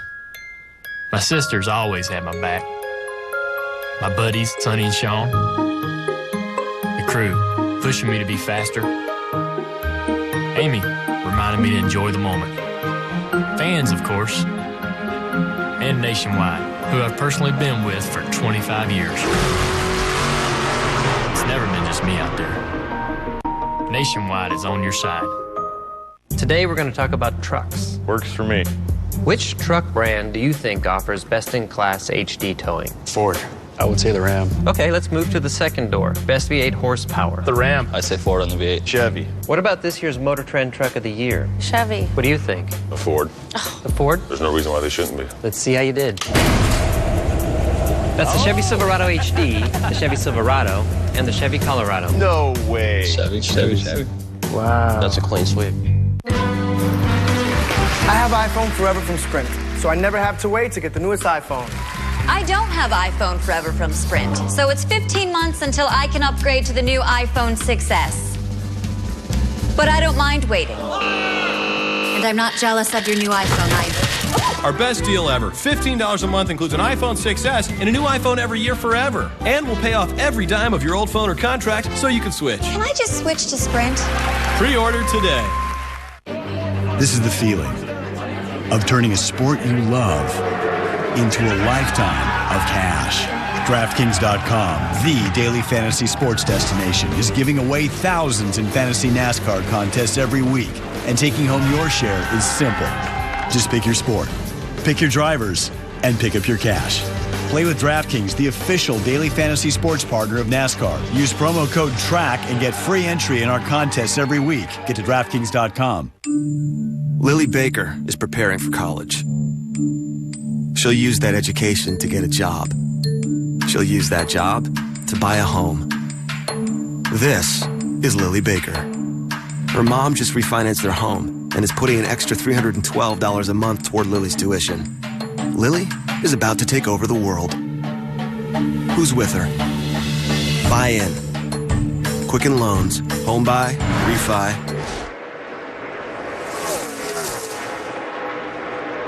Let's take a look at the McDonald's. Who are you loving? What do you think, guys? I'm going to go out on a limb.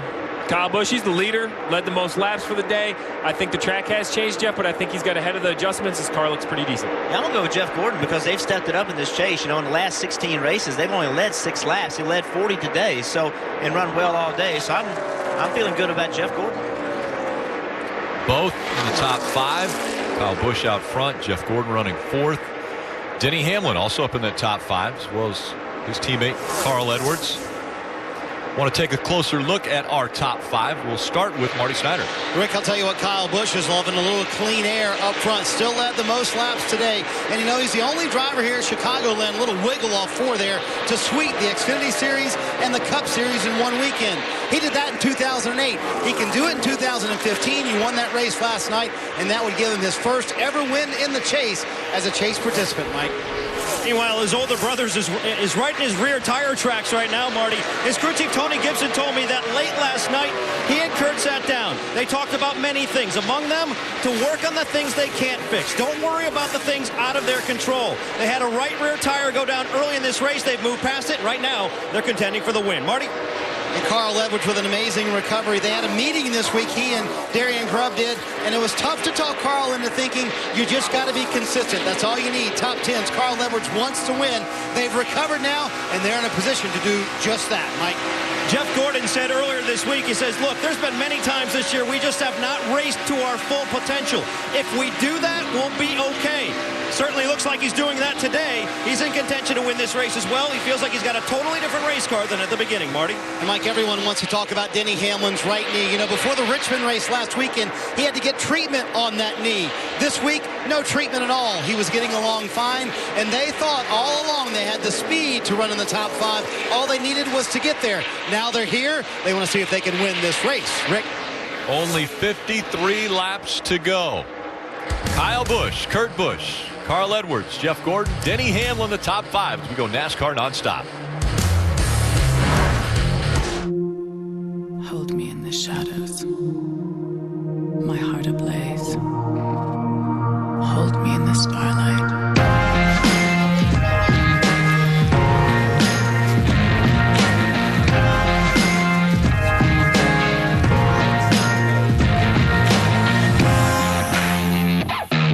Escape with me.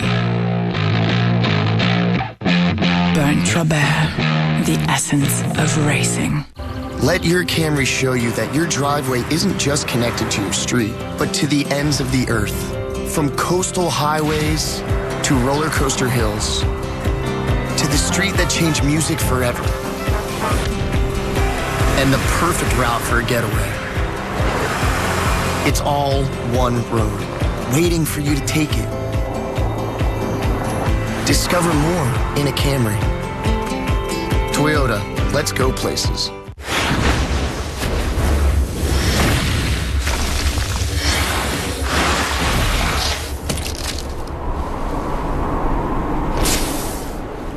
Unleash your refreshing citrus kick. Do the do.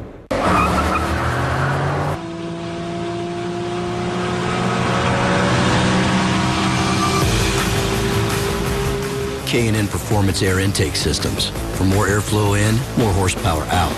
Guaranteed. So what's your news? I got a job. I'll be programming at GE. Oh, I got a job too. Zazzies. The app where you put fruit hats on animals. I love that. Guys, I'll be writing code that helps machines communicate. I just zazzied you. Look at it.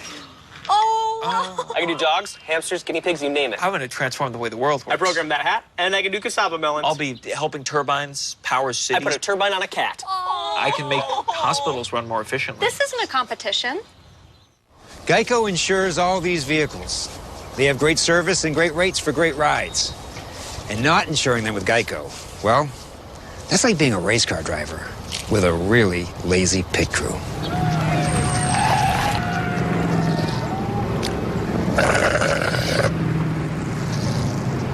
That's bad even for practice.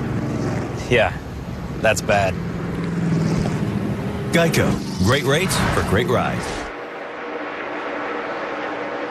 Welcome back to Chicagoland. Side by side for the lead. Kyle Busch, Kurt Busch. 1 and 2 as they cross the stripe. That time, separation between the two, 23 one-thousandths of a second. Kurt Busch running the lower line. Can he make that work for him? Coming up on some congestion on the racetrack.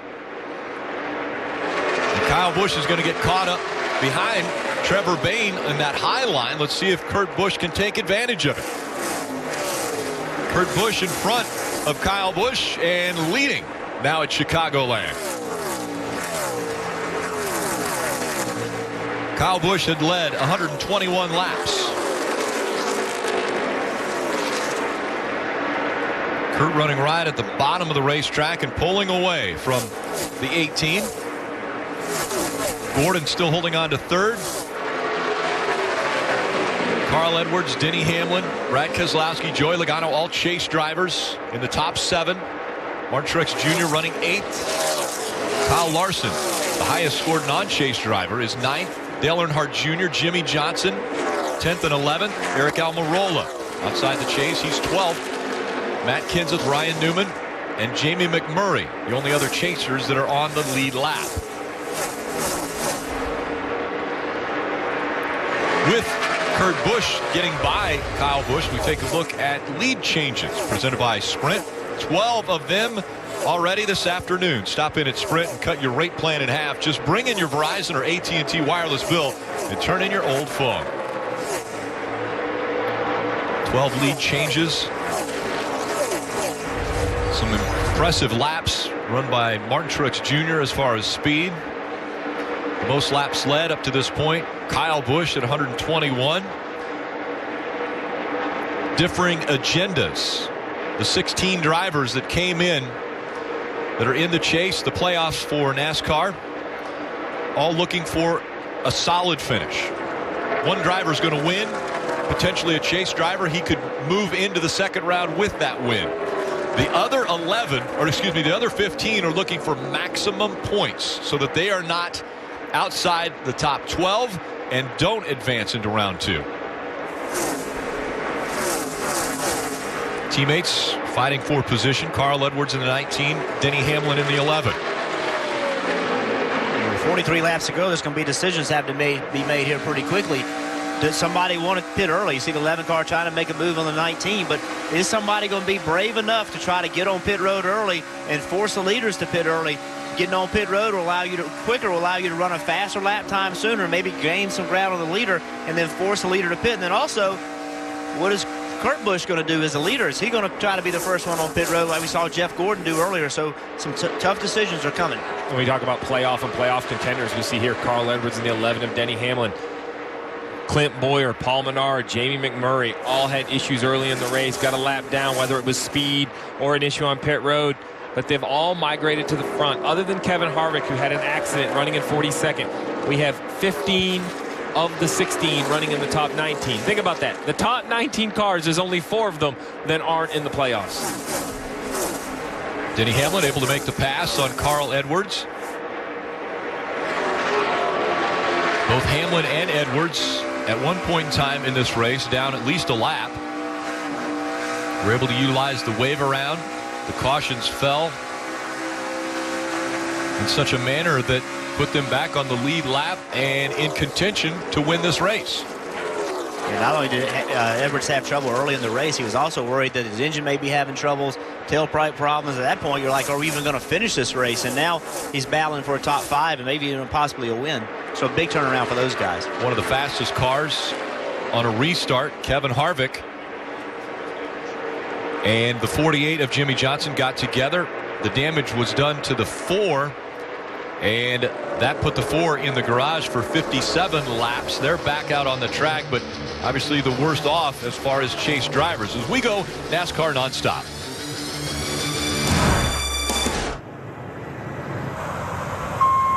Uh-oh, warning light. Suddenly your car's a rolling time bomb, or worse. But at AutoZone, we're not afraid of that little light. We have what you need to make it right and put you at ease.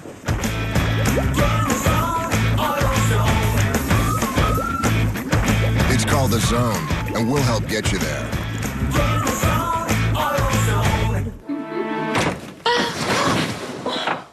Scott, it's not what it looks like.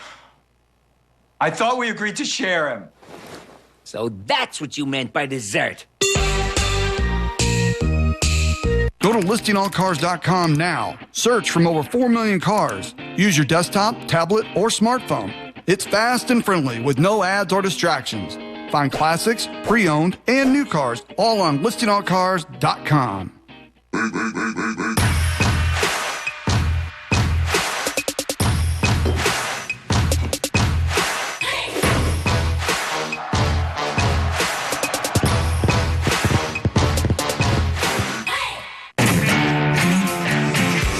Did you know Goodyear uses multi-zone tread technology, which offers me a longer-lasting tire with superior grip for the track? What does combining grip and longer-lasting performance look like?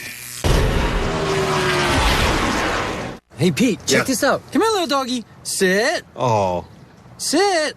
You train your little doggy? Yeah, but he's not doing any of his stuff. Shake. Oh, maybe he's grumpy, you know? I mean, it is lunchtime, so... Oh, right, it's lunchtime. It's lunchtime, yeah. Must be it.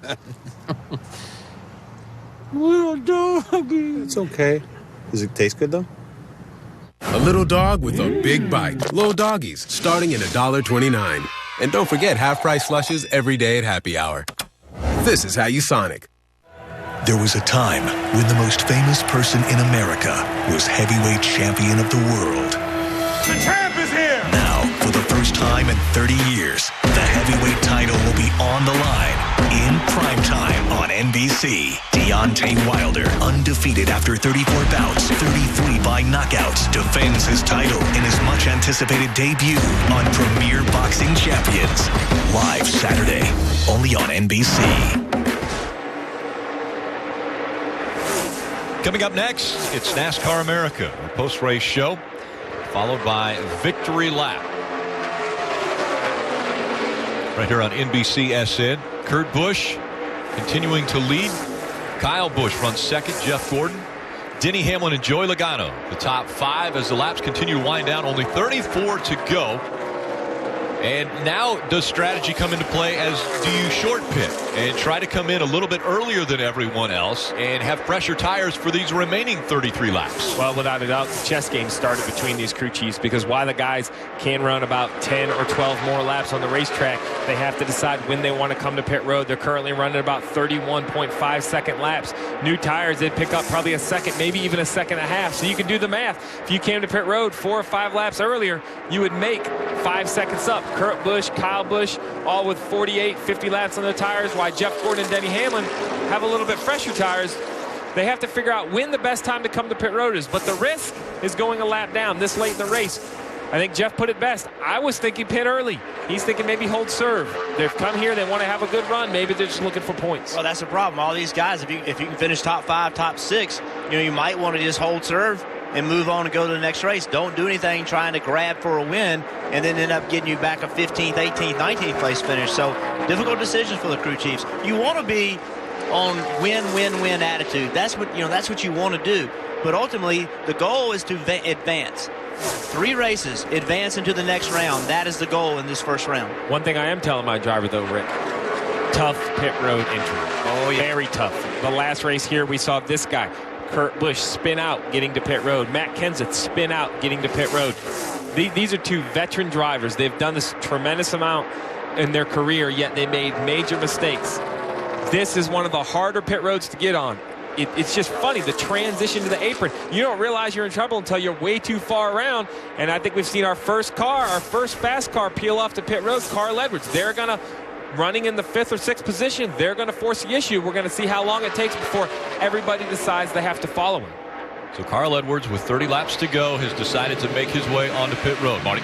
Well, that's why you crew chiefs make so much money, Steve, right? The gamble call. Do you make this call? And I think for those guys in the back half of the top 5, this was a good call. Carl Edwards coming to pit road. Darian Grubb brought him earlier than everybody else here. He said he's just a little tight rolling in. That's it. So it's an air pressure adjustment, and they wanted to clean that grill, which they got it clean. 11-4 on the stop. We'll see how much this pays off for the 19.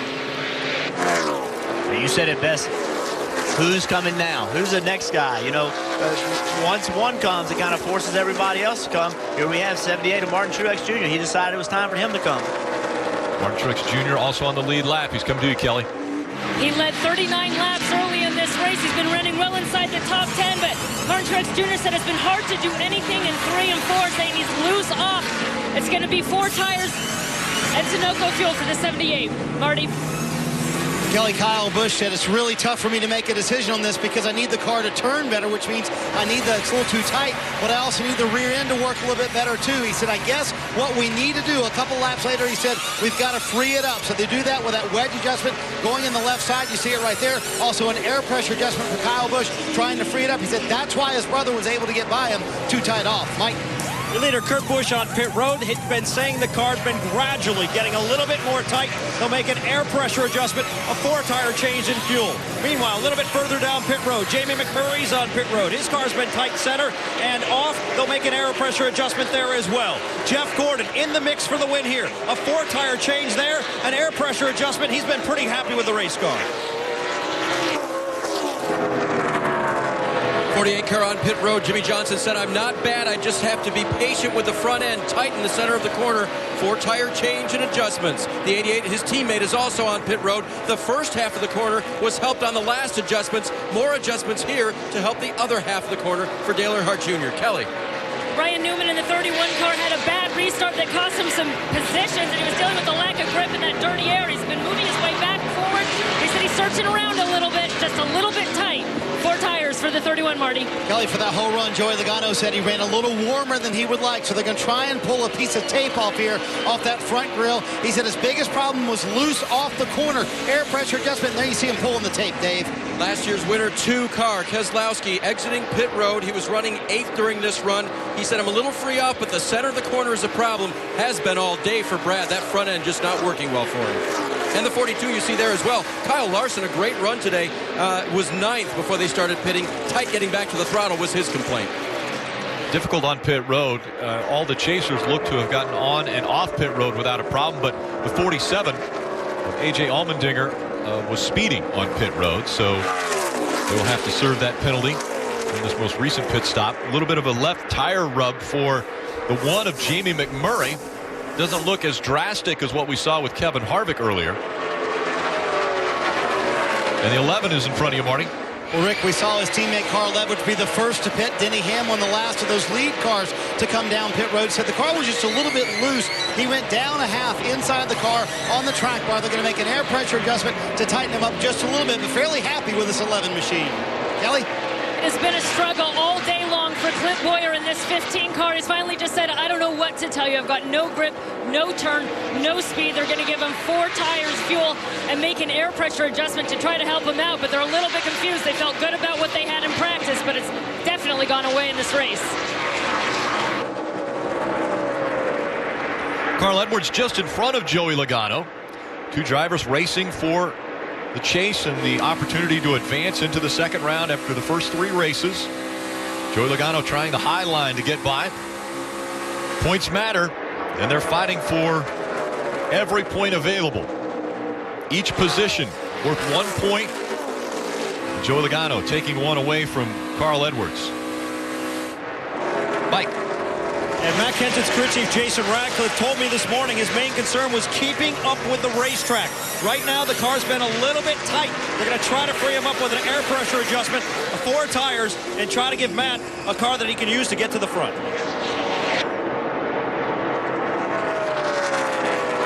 4 of Kevin Harvick on pit road. Again, 57 laps down, and they are coming to the attention of their crew. Kelly. Kevin Harvick brings his car to a stop after all that work that the crew did for him in the garage. You can see the amount of tape and repairs on this car. They're just getting him out there to run some laps, salvage what they can, and make the most of this race. You see a clean 4-tire stop there for the 4 car. The back end destroyed on the 4 of Kevin Harvick as he works his way back out on the apron. They'll blend back out after turn 2. But Kevin Harvick 57 laps down as they spent that amount of time in the garage fixing the back of the 4. Kurt Busch, Kyle Busch, Jeff Gordon all have pitted with 21 laps to go. They have enough fuel. Denny Hamlin, Joey Logano, Carl Edwards, Martin Truex Jr. All those drivers could punch their ticket into the second round with a win here at Chicagoland. Go NASCAR Nonstop. Before earning enough cash back from Bank of America to take their act to the next level. Before earning 1% cash back everywhere, every time. 2% back at the grocery store. And 3% back on gas. Vince of the Flying Branzinos got a Bank Americard Cash Rewards credit card. Because he may earn his living jumping through hoops, but he'd rather not earn cash back that way. That's the spectacle of rewarding connections. Apply online or at a Bank of America near you. I heard you got a job as a developer. It's official. I work for GE. What? Wow. Yeah. Okay. Guys, I'll be writing a new language for machines, so planes, trains, even hospitals can work better. Oh. Sorry, I was trying to put it away. Got it on the cake. So you're gonna work on a train? Not on a train, on trains. You're not gonna develop stuff anymore? No, I am. Do you know what GE is? Introducing Fast Foods First All Natural Burger. With no added hormones, no antibiotics, and no steroids. I just wanna break the rules. The All Natural Burger at Carl's Jr. and Hardee's. I'm just very proud of what I've done, what I've accomplished, and how I've been able to get this far. Jeff Gordon's going to win his 3rd Daytona 500. Fans are witnessing history. 5-time winner of the Brickyard 400. Jeff Gordon has done it again. Jeff Gordon holds off the challenge. He's done everything there is to do in NASCAR. The swan song season for Jeff Gordon.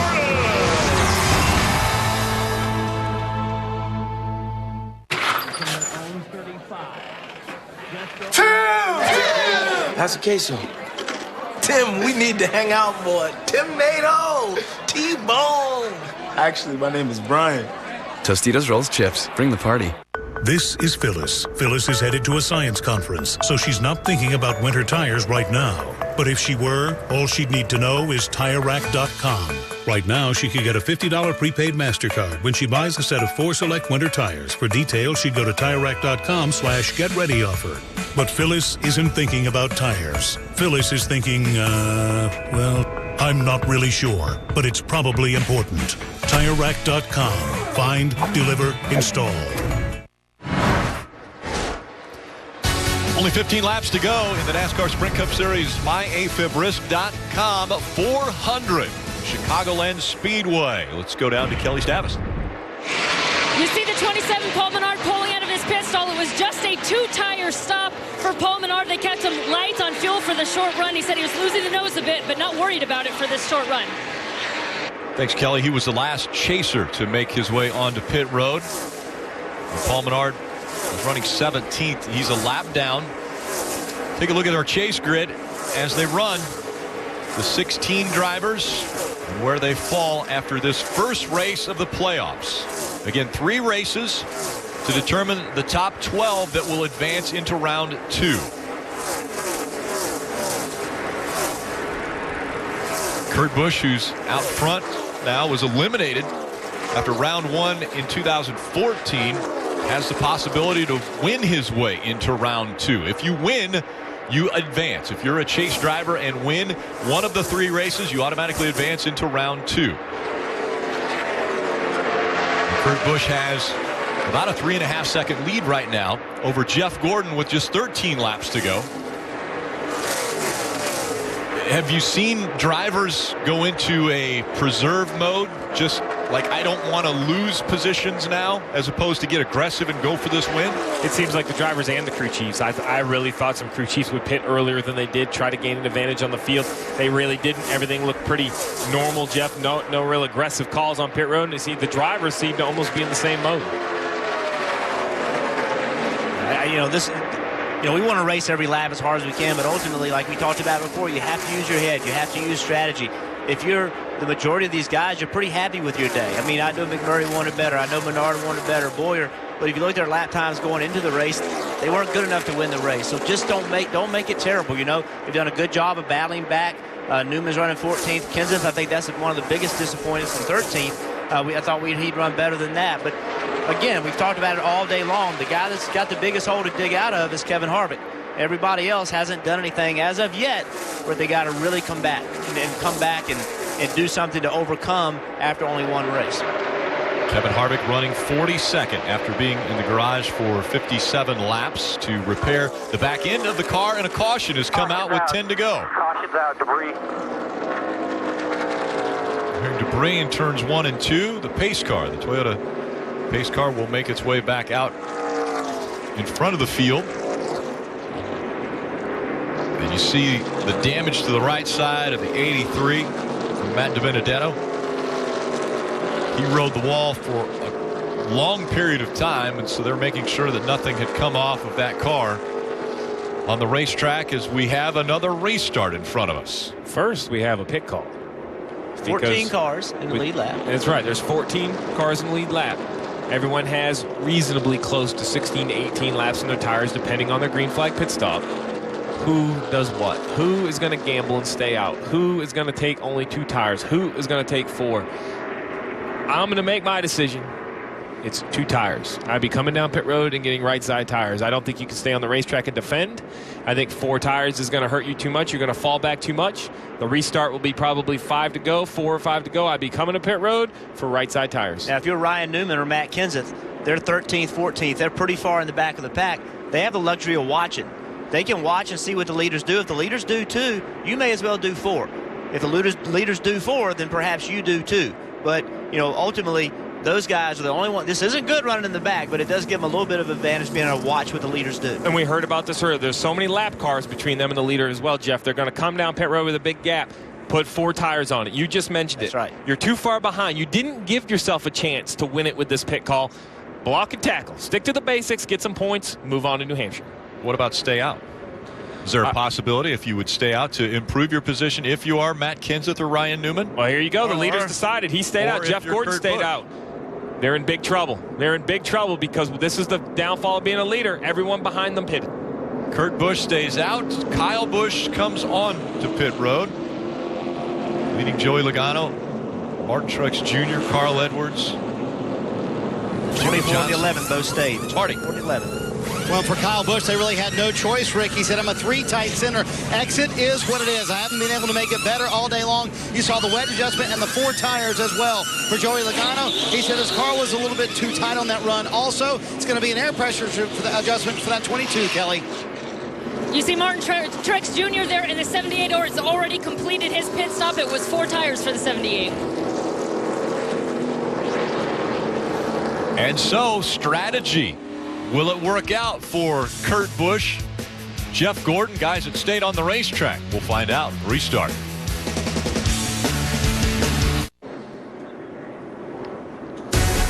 Welcome back. MyAfibRisk.com. 400 from Chicagoland Speedway. Under 7 laps to go to determine a winner of this first race of the playoffs. Drivers staying out: Kurt Busch, Jeff Gordon, Denny Hamlin. Martin Truex Jr., he came onto pit road, was first off of pit road, got 2 right side tires, and that's why he was first off of pit road. So those right side tires, we'll see if that will, I guess, pay off for the 78 team coming off of pit road first. Will they work enough to be able to get him by the guys who didn't come? I love the call, and they got a little lucky because with 3 guys staying out, Jeff, this is going to allow Martin Truex to restart on the top, which means when you get to turn 1, he's going to have options. He won't be pinned against the white line. He can get up to the wall and try to make some hay while he still has some room. He just has to be worried about the 4 tires behind him. I think tires is coming. I think staying out, it's a tough decision to make, but I think tires is what you need right Martin here. Truex is one of the best drivers running to the top also, so he's going to be extremely aggressive driving on the high side, getting into turn 1. The 11, we talk about the decision to come in or not come in. It's so hard. You're trying to decide whether you should or shouldn't come. You see Denny Hamlin right here. Little indecision. He thinks he should come. Maybe not. Maybe he decides to bail out, stay on the racetrack, Marty. I'm thinking the 11 wanted to come get some tires. Well, the spotter was saying come to pit road, but his crew chief Dave Roger was saying clean air, clean air. So that was a little bit of confusion on the 11. And then after it all went down, then he said, did you want me to come or not? Did you say pit or not? But now they're stuck with it. As the team just told me, quote, then he's going to have to drive like his hair is on fire right now. And the 41 of Kurt Busch might be questioning the call of not coming to pit road. Here's what they had to say on the radio. I can't believe we stayed out. 4 and the 11 stayed out there. I think we'll be fine. Car likes to start off on, a little bit older tires. Well, trying to talk himself into it. That's good. He asked about it, but he didn't complain anymore. He just said, all right, I got what I got. I got to go make it happen. And guess what? Now we have a restart and a restart with the front row on old tires. Makes it even more difficult. Will this be the last restart we see from Chicagoland? Oh, I don't know. There'll be 5 laps to go. Kurt Busch has chose the outside line. Jeff Gordon on the inside. Older tires, green flag back in the air. 5 laps to go.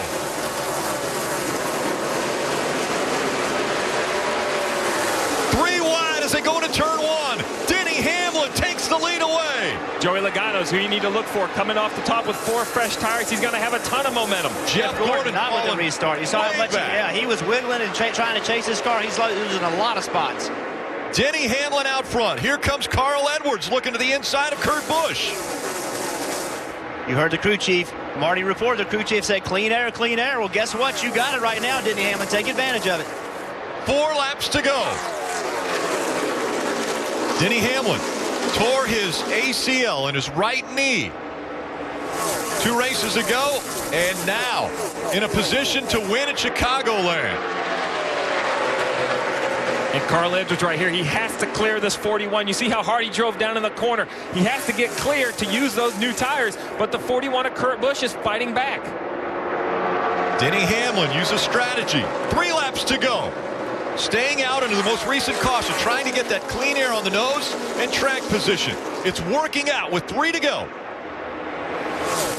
Remember, Hamlin got the wave around after spinning on lap 2, which put him a lap down, and now in position to win as we see the 19 of Carl Edwards getting by that 41 of Kurt Busch. Denny Hamlin doesn't want to see that. He thought he had a cushion behind him, but coming to 2 to go, he has tires in the mirror. He has a little bit of a cushion, but 2 laps is still a lot of time.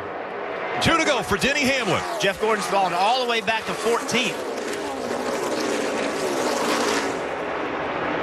Denny Hamlin with a comfortable position and cushion over Carl Edwards. Almost 0.7 of a second for Denny Hamlin as he comes back through 3 and 4. This time by, he'll see the white flag. They're 3 wide behind him. White flag in the air. 1 more lap from Chicagoland. What an incredible call for the 11 team to stay out. Denny Hamlin looking to punch his ticket into round 2 of the chase for the Sprint Cup. Spotter letting him know, just hit your marks. You've got a comfortable lead.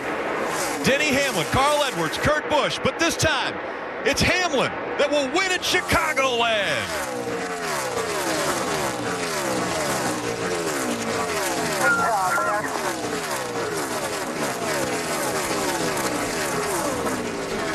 drivers gambling. All right. God, what an amazing day.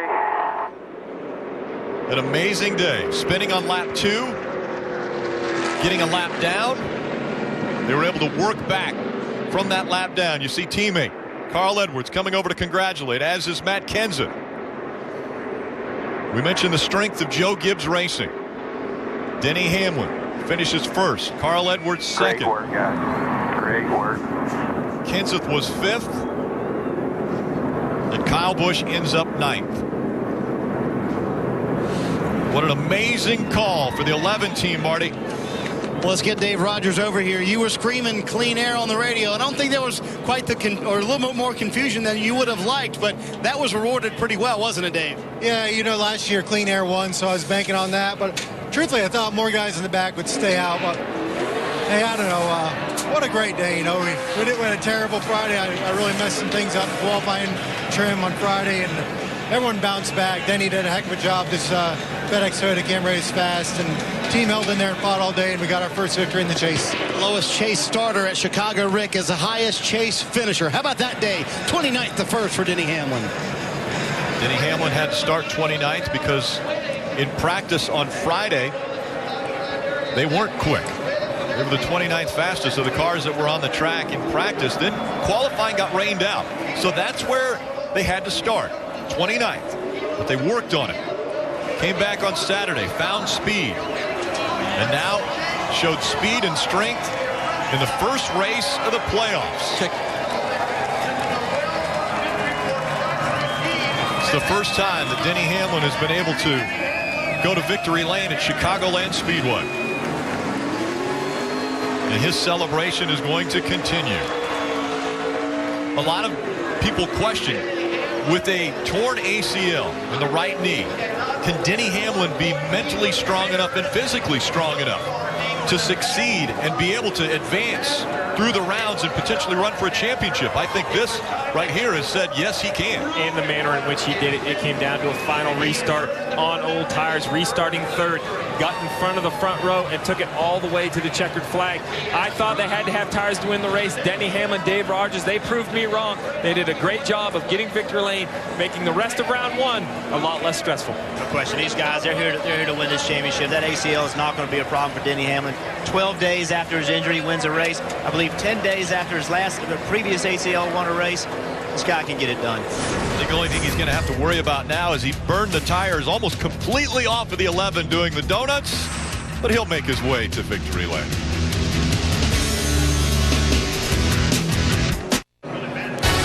The pride of Chesterfield, Virginia, making his way into victory lane. The first race of the chase, Chicagoland Speedway. Denny Hamlin, the chase driver that has punched his ticket into round number 2. He gets the first win. It was a strategy call with under 10 laps to go in the race, not bringing him onto pit road and getting him out in a good, clean track position was what ended up winning this race. Mike. And Rick, Kurt Busch has just gotten out of his race car, and Kurt had a tremendous run, battled through adversity. A right rear tire went down early, but he came back, was right there in the mix to win, but it seemed like that caution with 10 to go really changed things. Yeah, it did. It was the difference maker today. But overall, real proud of this team and everybody at Haas Automation, Stewart Haas Racing. The Chevy was fast enough to win, and caution came out there at the end. And I thought we had the right strategy, but we didn't. But this is a points day. This is a long journey through these next 10 weeks. And, we weren't given a hall pass now, through Loudon and through Dover. We just got to go work hard as a team and, saddle up. This isn't just a win, take a couple weeks off, but we had a winning car today. It's kind of a shame. We had a good run at Fontana earlier this year and kind of ended up the same way.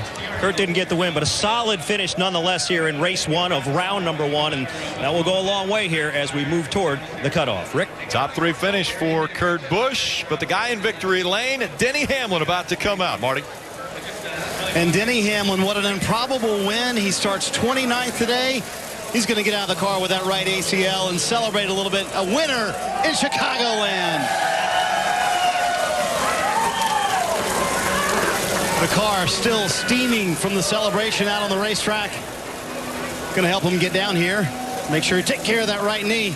How about that? What chance did you give yourself on that last restart, knowing that you had all those fresh tires behind you, Denny?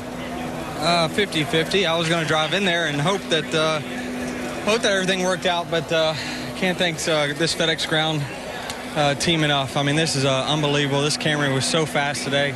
I told everyone we changed it to we changed this car to FedEx Ground just for this race because we needed consistency and reliability, and that's what FedEx Ground is, and that's what we were today. I mean, coming back from a lap down, we had a fast car. We were just running under green over and over and over, and I thought we would never get back on the lead lap, but thanks to all of our partners, the JGR, for building fast cars, Coke, Sport Clips, the Jordan brand, Denny's, the Greenbrier, just everyone that helps support this. So can't thank Sprint and the fans enough as well. It's just a great way to start the chase. Walk me through the demeanor of the team after the early spin. There seemed to be a calmness that you thought, hey, and you almost went down 2 laps, by the way, and it seemed like everybody thought, you know what, if we can just stay calm and get back up there, we can win this thing. Well, we were passing the 8th place car, and we started in the back on that first green flag run before I crashed. So I knew there couldn't be a lot of cars on the lead lap, and luckily that one caution came out that allowed us to get that wave around and get back on the lead lap. But we had a fast car. I mean, that was the most important thing. We stretched it out at the end, even with no tires. So I'm proud of this effort. Pit crew did a phenomenal job again, and now we're looking forward to the next round. Walk me through how this does change things for the rest of round 1, though, for this race team now that you're already in round 2. Go have some fun the next 2 weeks, that's for sure. I mean, it takes the pressure off us, so we're ready to go have fun. He might be the only guy having fun for the rest of round 1. Denny Hamlin advances himself to round 2 with a win here at Chicago, Rick. And you see the coach coming in there, handing the cell phone to Denny. Joe Gibbs Racing celebrating their first win of the 2015 chase. Let's take a look at today's Coca-Cola winning moment as Denny Hamlin takes home the checkered flag. But on lap 2, he had to deal with this situation that put him a lap down. Yeah, and after he spun, he went around the racetrack rather than pitting right then and got himself a lap down. And we thought, you know what, that's big trouble. But it just did a great job of coming back, fighting, taking what they did, stayed out on this restart, and then made it work. Yeah, and it's all about the restarts. We've talked about them time and time and time again. But you see right here, the 11 gets a run on the 24. The 24 moves up the racetrack, gives room to Denny Hamlin to get by. Once the 11 got in the clean air, he didn't let those old tires hold him back.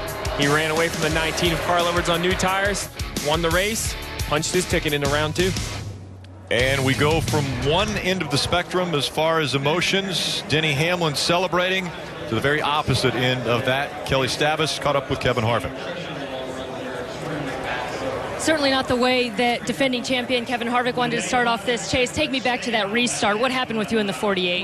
Yeah, I got a fairly good restart. Just had a little tire buzz at the end and shifted to 3rd gear, and I saw those guys coming on the apron. They must have got together and had a good run up, but I just held my ground, and he just slammed it in the side of the door like I wasn't even there. So the spotter was telling me 4 wide, and I guess he just figured that he'd come up the racetrack. But just really proud of everybody in our Jimmy John's Budweiser team for not giving up and doing all the things they had to do to get the car back on the track, and we just got to go win one of these races. Yeah, how do you recover for the next 2? For Jimmy Johnson, it was a run to 11th place today. Jimmy, assess the afternoon. It seemed like at times you had speed, and the last restart, not sure where that left you. Yeah, the last restart, some guys got loose and everything kind of went to the top, and unfortunately that was the lane I was in and got choked up pretty bad.